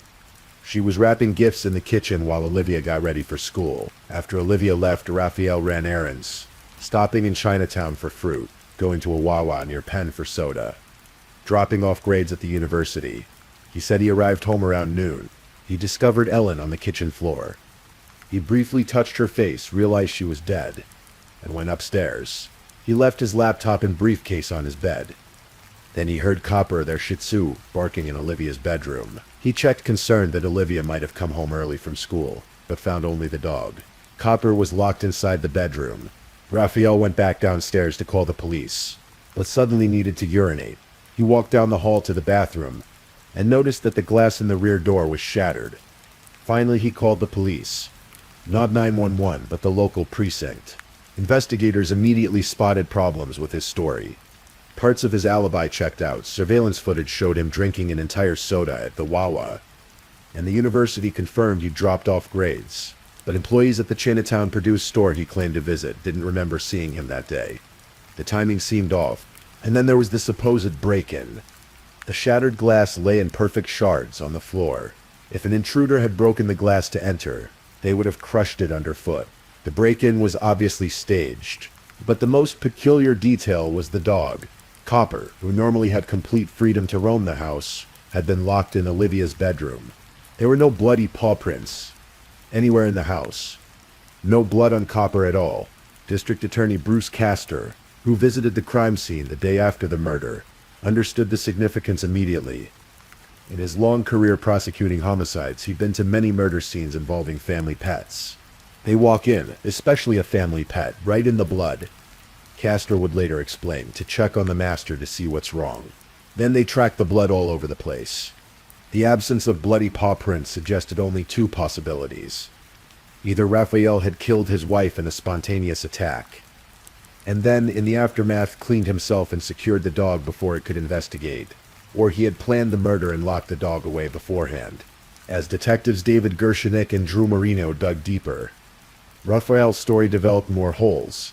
He claimed the marriage was loveless, but denied that divorce was imminent. Gary Gregory quickly contradicted that claim, explaining that he'd hired his sister's divorce attorney and helped her find an apartment. Raphael acknowledged sleeping in a separate bedroom from Ellen, but portrayed himself as a long-suffering husband dealing with a mentally ill wife. He described Ellen's hoarding, her depression, her obsessive-compulsive tendencies. He painted a picture of himself as a patient, rational man trying to hold together a deteriorating household. But Gary was talking to Ellen's friends, and learning a very different story. He was hearing about the emotional abuse, the financial control, the contempt, the black eye. Ellen had shown up with 2 months before her death. I had this sense that the whole thing had been like a puzzle, Gary would remember. And it was like Ellen gave everyone different pieces. And when you put them together, it was so obvious how bad it had been for her. The family asked Gary to wear a wire and try to get Raphael to slip up. Gary agreed, setting his feelings aside. He even hugged his brother-in-law in a hotel parking lot. If I ever had any doubts, they were gone. Gary said, when I put my arms around him, there was no feeling there, and I knew he killed Ellen. Raphael attended Ellen's funeral, the chief suspect milling among the mourners in a cardigan and slacks, not even wearing black. He jumped in among the pallbearers, grabbing a handle of his wife's coffin with one hand while holding a cup of coffee in the other. During the wake, he broke down over the closed casket with what observers described as tearless sobbing. "Oh, Ellen," he shouted. "I can't believe it. What will I do without you?" Everyone watched because, as Gary's wife Kim remembered, there was no emotion in his voice. It was like he understood what he was supposed to do, but he didn't feel it. But Raphael stuck to his story. He never slipped. And without direct physical evidence, no murder weapon, no blood on Raphael or in his car, no trace evidence linking him definitively to the crime, the investigation stalled. Investigators did discover one piece of evidence that was never fully explained in the criminal proceedings. In Raphael's car, they found a full-body protective suit and facial masks, the kind of gear you might wear for hazardous material work, or if you wanted to commit an extraordinarily bloody murder without leaving any trace evidence on yourself. The suit was still wrapped in its packaging, unopened, but its presence raised a disturbing question. Had Raphael purchased multiple suits? Had he used one to kill his wife and kept another wrapped as evidence of an innocent explanation? Raphael would later claim he bought the suit for painting work around the house. But investigators noted that the house was buried in clutter and boxes. Nothing suggested any recent or planned renovation work. On January 8, 2007, roughly 2 weeks after Ellen's murder, District Attorney Bruce Castor charged Raphael Robb with first-degree and third-degree murder. The affidavit of probable cause laid out a motive and presented facts indicating premeditation. Ellen's divorce attorney confirmed she expected to receive significant alimony, potentially $600,000 over 15 years. She was preparing to leave Raphael and take their daughter with her. For a man who valued control above all else, who had spent years wielding money as a weapon to dominate his wife, this represented an intolerable loss. Money was the motive. The evidence was circumstantial but compelling. The staged break-in, the dog locked away, the constantly shifting timeline, the protective suit, the absence of any trace evidence despite the massive amount of blood at the scene. And there were Ellen's defensive wounds, her crushed fingers, the snapped pen in her hand, suggesting she'd fought for her life as her attacker continued to strike her. A first-degree murder conviction in Pennsylvania carried a sentence of life in prison. Under certain circumstances, it could even mean the death penalty. Raphael Robb hired criminal defense attorney Frank DeSimone, and not by accident.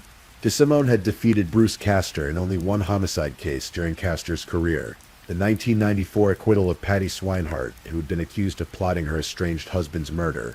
Castor had been so stung by that loss that he kept a courtroom drawing from the case displayed in his office as a reminder.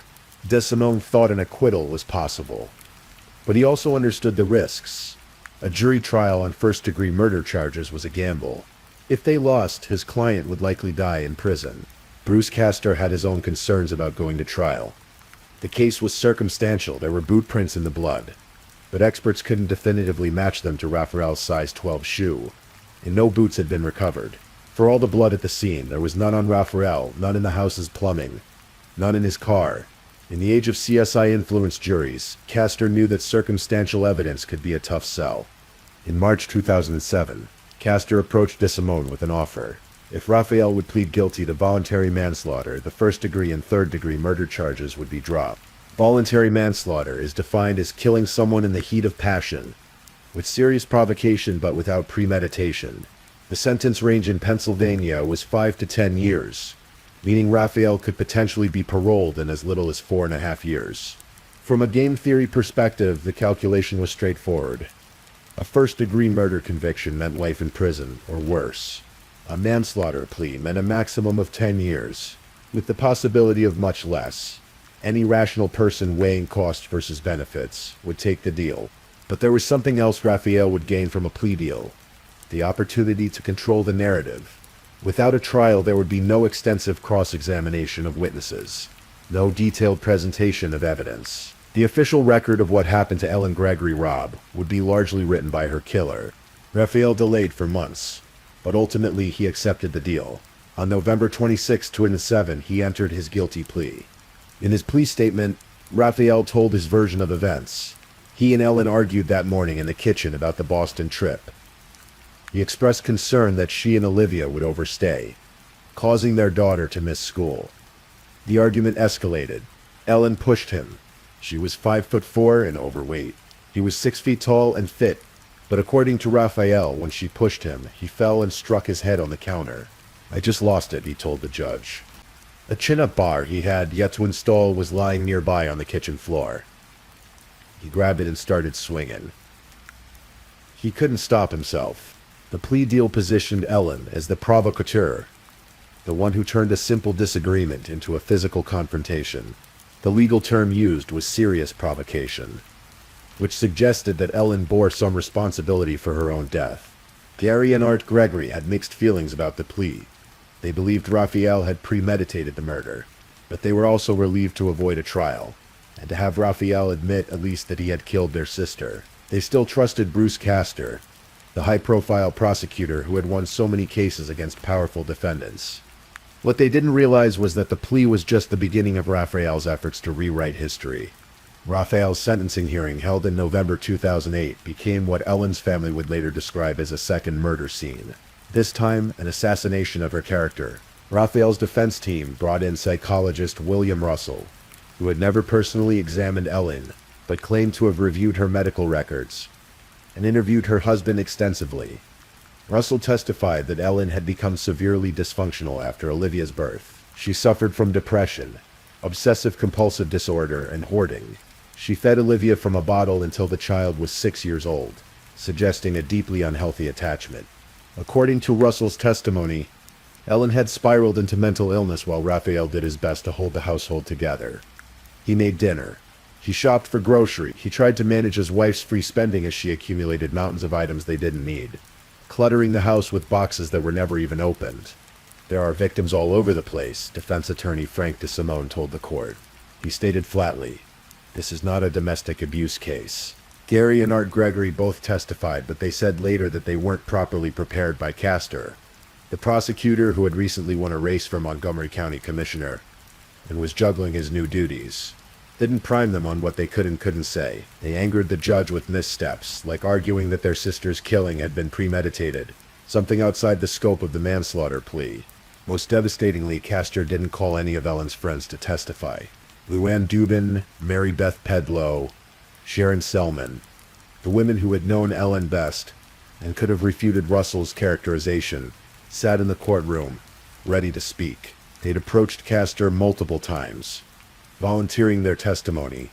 "Please use us," Pedlow had urged. "We know what happened." "I'm the DA," Castor told them. "I know what I'm doing. I'll use you if I need you." He never called them. The women sat there, watching the distorted portrait of their friend go unchallenged. Ellen didn't feed Olivia from a bottle until she was 6 years old. The child ate regular food and carried a bottle of juice to sweeten the taste of medicine she took for a digestive condition. Ellen wasn't an uninvolved mother. She baked cookies for school events, led a brownie troupe, and won Volunteer of the Year at Olivia's elementary school in 2004. And the hoarding? Yes. Ellen had developed a hoarding problem, but her friends understood the context that was never explained to the judge. The clutter had gotten worse in the months before her death, because she'd been buying everything she'd need to furnish a new apartment. Pots, pans, dishes, sheets, towels, lamps. These weren't symptoms of her mental illness. They were evidence of her escape plan. More importantly, research has consistently shown that mental health conditions like depression, OCD, and hoarding are often consequences of abuse, not precursors to violence. As Louise Howard, a professor at King's College Institute of Psychiatry, would explain in a later study, domestic violence can often lead to victims developing mental health problems, and people with mental health problems are more likely to experience domestic violence. But none of this context made it into the court record. Bruce Castor did make the obvious point that mental illness could never excuse murder, and he argued for a 20-year sentence. But Judge Paul Tressler was considering the defense narrative seriously. He seemed inclined toward a sentence on the lower end of the 5 to 10-year range for manslaughter, particularly given Raphael's diagnosis of thyroid cancer. Then Art Gregory produced a letter that would change the judge's calculation. Raphael had been calling Olivia from prison, trying to manipulate his 13-year-old daughter. The letter he sent her was chilling. "Hi, honey. Just to make it easier for you, I am enclosing a self-stamped, self-addressed envelope. All you have to do is print out pictures of you, make a copy of your report card, enclose them in the envelope, and drop it in a mailbox. In return, you will have your holiday gift coming to you in no time. I'd hate to delay sending you the gift, but I won't do so unless I get these items. Remember also that I will be shipped out of the area soon, so if you don't send the items within a day or two, I won't get them for months, if at all. Won't the love of money propel you into action? Love and kisses, Dad." The letter revealed Raphael's fundamental worldview. Everyone was motivated by money. Even his own daughter could be bought. Even affection could be transacted. Judge Tressler rejected Castor's request for 20 years. But citing Raphael's manipulative behavior, sentenced him to 5 to 10 years in prison with 10 years of probation to follow. Raphael Robb would be eligible for parole in 2012. Gary Gregory refused to let his sister's story end with that sentencing hearing. In early 2007, while Raphael still maintained his innocence, Gary founded a nonprofit organization called Every Great Reason, the initials matching his sister's first and middle name, Ellen Gregory. The organization's mission was to raise awareness about domestic abuse and provide resources to people who might be in situations similar to Ellen's. Gary threw himself into the work with the intensity of someone trying to transform tragedy into meaning.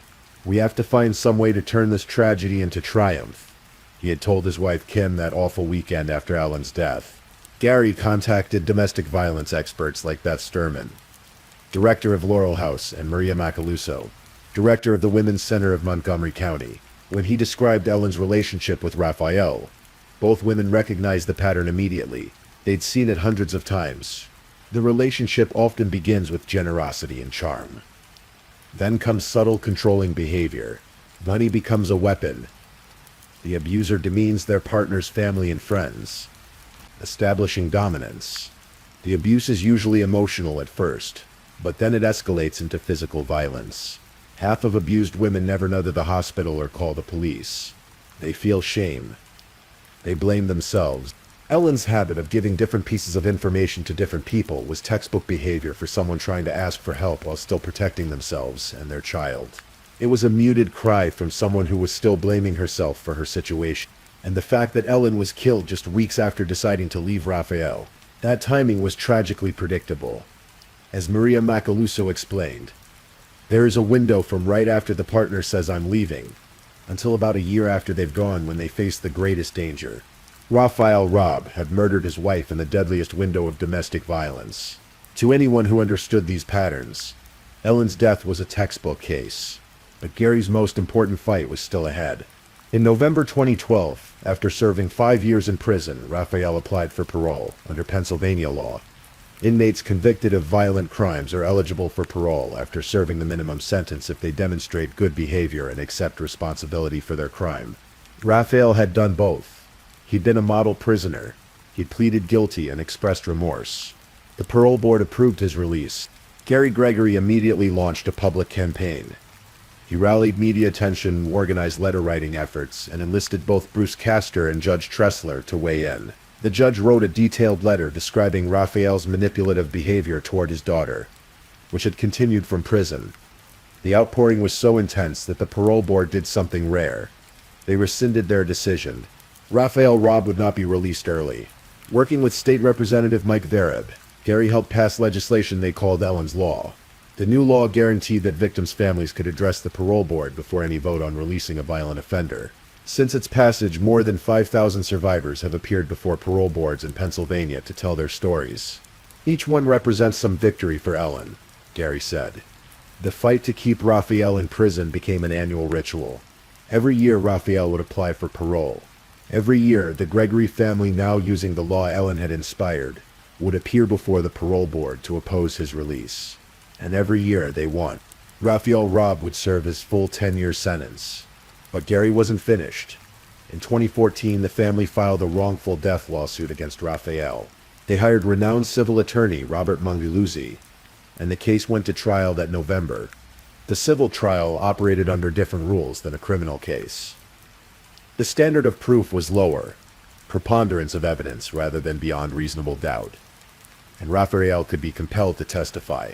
For the first time, Raphael Robb would have to answer questions under oath without the protection of a carefully negotiated plea agreement. The trial was explosive.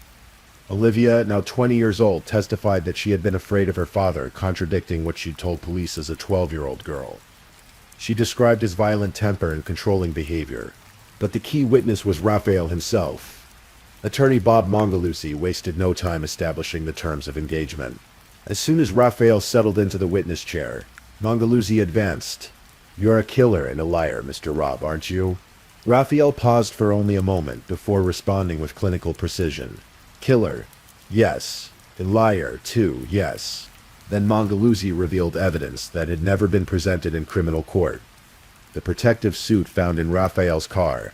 The suit was still wrapped in its packaging, but Manguluzzi argued that this detail was precisely what made it significant. Perhaps Raphael had owned more than one suit, using one to commit the murder and keeping another wrapped as proof of an innocent explanation. What would an economics professor need with a hazmat suit? Manguluzzi didn't ask Raphael about the suit directly. Instead, he asked Raphael to walk through what happened after he killed his wife. The testimony that followed strained credibility to the breaking point. Raphael claimed that after he dropped the murder weapon, creating a massive blood spatter that covered the floor, cabinets, and ceiling, he wandered out to the garage and suddenly realized he was covered in blood. So he returned to the kitchen, standing near his dead wife's body, and stripped off his bloody clothes. He removed his shirt, then his boots, carefully balancing on one leg while standing on the boots to avoid leaving footprints. Then he removed his socks and pants, the same way until he stood naked atop a pile of bloody clothing, surrounded by his wife's blood. He walked upstairs on tiptoe, somehow without dripping any blood on the floor, and went into the bathroom. There he happened to keep a box of large lawn and leaf bags and baby wipes. He used the wipes to clean every trace of blood from his body, placed them inside a leaf bag, got dressed in fresh clothes, and then, still without leaving any trace evidence, carried the bag back downstairs to the murder scene. He somehow re-entered that slaughterhouse in new shoes and clothing, collected the murder weapon and his bloody clothes, and sealed everything in the bag. Mongolusi methodically destroyed this story. How could Raphael have gone upstairs without any blood from his skin dripping onto the floor? How could he have stepped back into that blood-soaked kitchen in new shoes and removed evidence without leaving a single trace? And most damningly, if Raphael had actually walked into the garage while still wearing his bloody boots and then returned to the kitchen, why did the boot prints only point in one direction toward the garage? Wouldn't it make more sense, Mongolusi argued, to believe that Raphael had planned everything, that he'd donned a protective suit, murdered his wife, and walked out to the garage where he bagged the suit, the weapon, and his bloody clothes, emerging clean exactly as the hazmat suit was designed to work? The jury didn't need to determine whether Raphael had committed first-degree murder. They only needed to decide whether he was liable for Ellen's death, and what damages were appropriate. The verdict was swift and punitive. $124 million. It was a hollow victory. Most of Raphael's assets were tied up in pension and investment funds that are typically protected from civil judgments. The court battles to recover anything for Olivia would drag on for years. But for Gary Gregory, the civil trial accomplished something more important than financial compensation. It established in a court of record that Raphael Robb's story didn't hold up under scrutiny, that his carefully constructed narrative of a man who lost it in a moment of passion couldn't explain the evidence, that he had likely planned his wife's murder, not in a moment of rage, but with cold calculation. In January 2017, after serving his full 10-year sentence, Raphael Robb walked out of prison a free man. He was 66 years old. He settled in a second-floor apartment in a suburb of Pittsburgh, living in conditions remarkably similar to the house he'd shared with Ellen, cluttered, messy, with boxes and papers covering every surface. When a reporter visited him in April 2017, Raphael seemed vital and fit despite his cancer diagnosis years earlier. He spent 20 minutes talking before declaring he wanted the conversation to be off the record. He was considering his options, he explained. There could be a book, a movie, various considerations. He vehemently denied ever hitting Ellen and rejected all claims of emotional abuse from friends and family. He pointed out that Becky Rector never actually saw the bruises. Ellen described, only heard about them over the phone. He claimed the protective suit was for painting work around the house. About other details, his memory suddenly failed. He couldn't remember whether he and Ellen kept separate bank accounts or when exactly he locked the dog in Olivia's bedroom. But what revealed Raphael most clearly was his response to a question about Ellen's brothers. The reporter asked why he thought Gary and Art continued to oppose his parole applications, continued to speak to the media, continued to fight against him year after year. They keep showing up, Raphael said, with evident frustration, going to the media, complaining about me.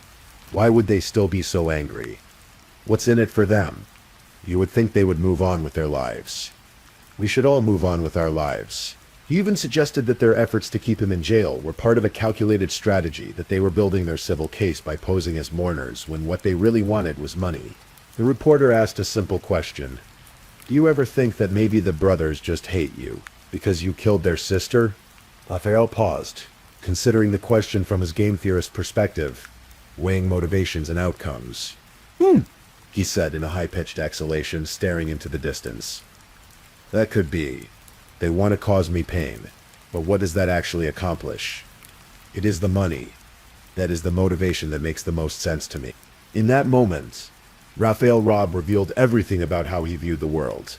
Love, loyalty, grief, justice. These weren't real motivations in his calculations. They didn't fit into his equations.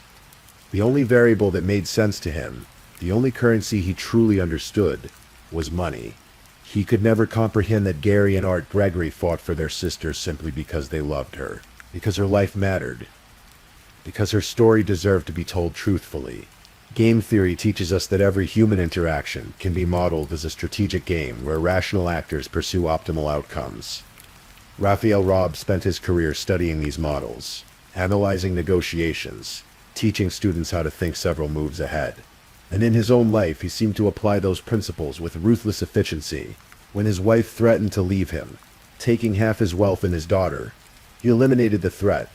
When investigators came, he staged a burglary and constructed alibis. When he faced first-degree murder charges, he negotiated a plea deal that minimized his prison time and allowed him to control the narrative. When he was sentenced, he expressed remorse and behaved as a model prisoner. He secured early parole consideration, and when that failed, he served his time and emerged. By the cold mathematics of cost-benefit analysis, Raphael Robb achieved a remarkably favorable outcome. He killed his wife, served only 10 years, and retained most of his wealth. His academic reputation, incredibly, remains intact. As of years after the murder, he was still ranked in the top 5% of economists in the world. But game theory, for all its mathematical elegance, fails to account for something fundamental about human existence. It can model transactions but not meaning.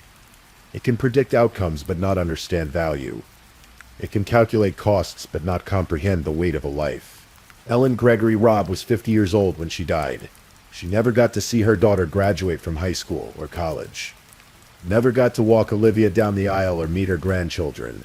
Never got to experience the freedom she'd been planning, the life she'd been building in her mind, the future that seemed so close she'd already started buying sheets and dishes for her new apartment. Her brothers lost their sister, their little mother, the person who had held their family together after their father died. Olivia lost her mother at 12 years old and grew up knowing her father had killed her.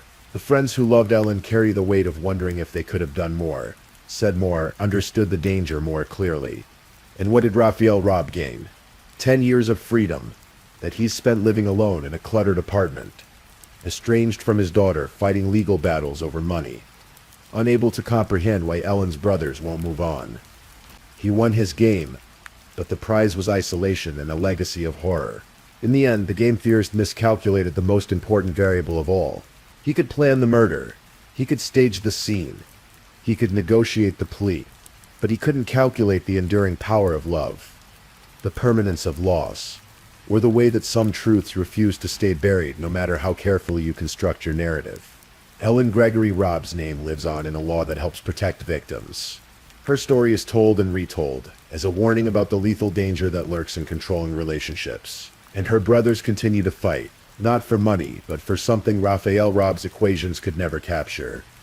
The simple, immeasurable truth that their sister's life mattered. She mattered more than any outcome, more than any strategy, more than any game. If you or someone you know is experiencing domestic abuse, please reach out for help. The National Domestic Violence Hotline is available 24/7 at 1-800-799-7233, or you can text START to 8878. You are not alone, and there is support available. Thank you for listening to tonight's true crime story. Rest peacefully knowing that another story awaits you next time, ready to accompany you on another journey toward restorative sleep.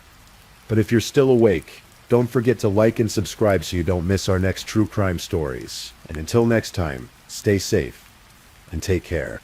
Good night.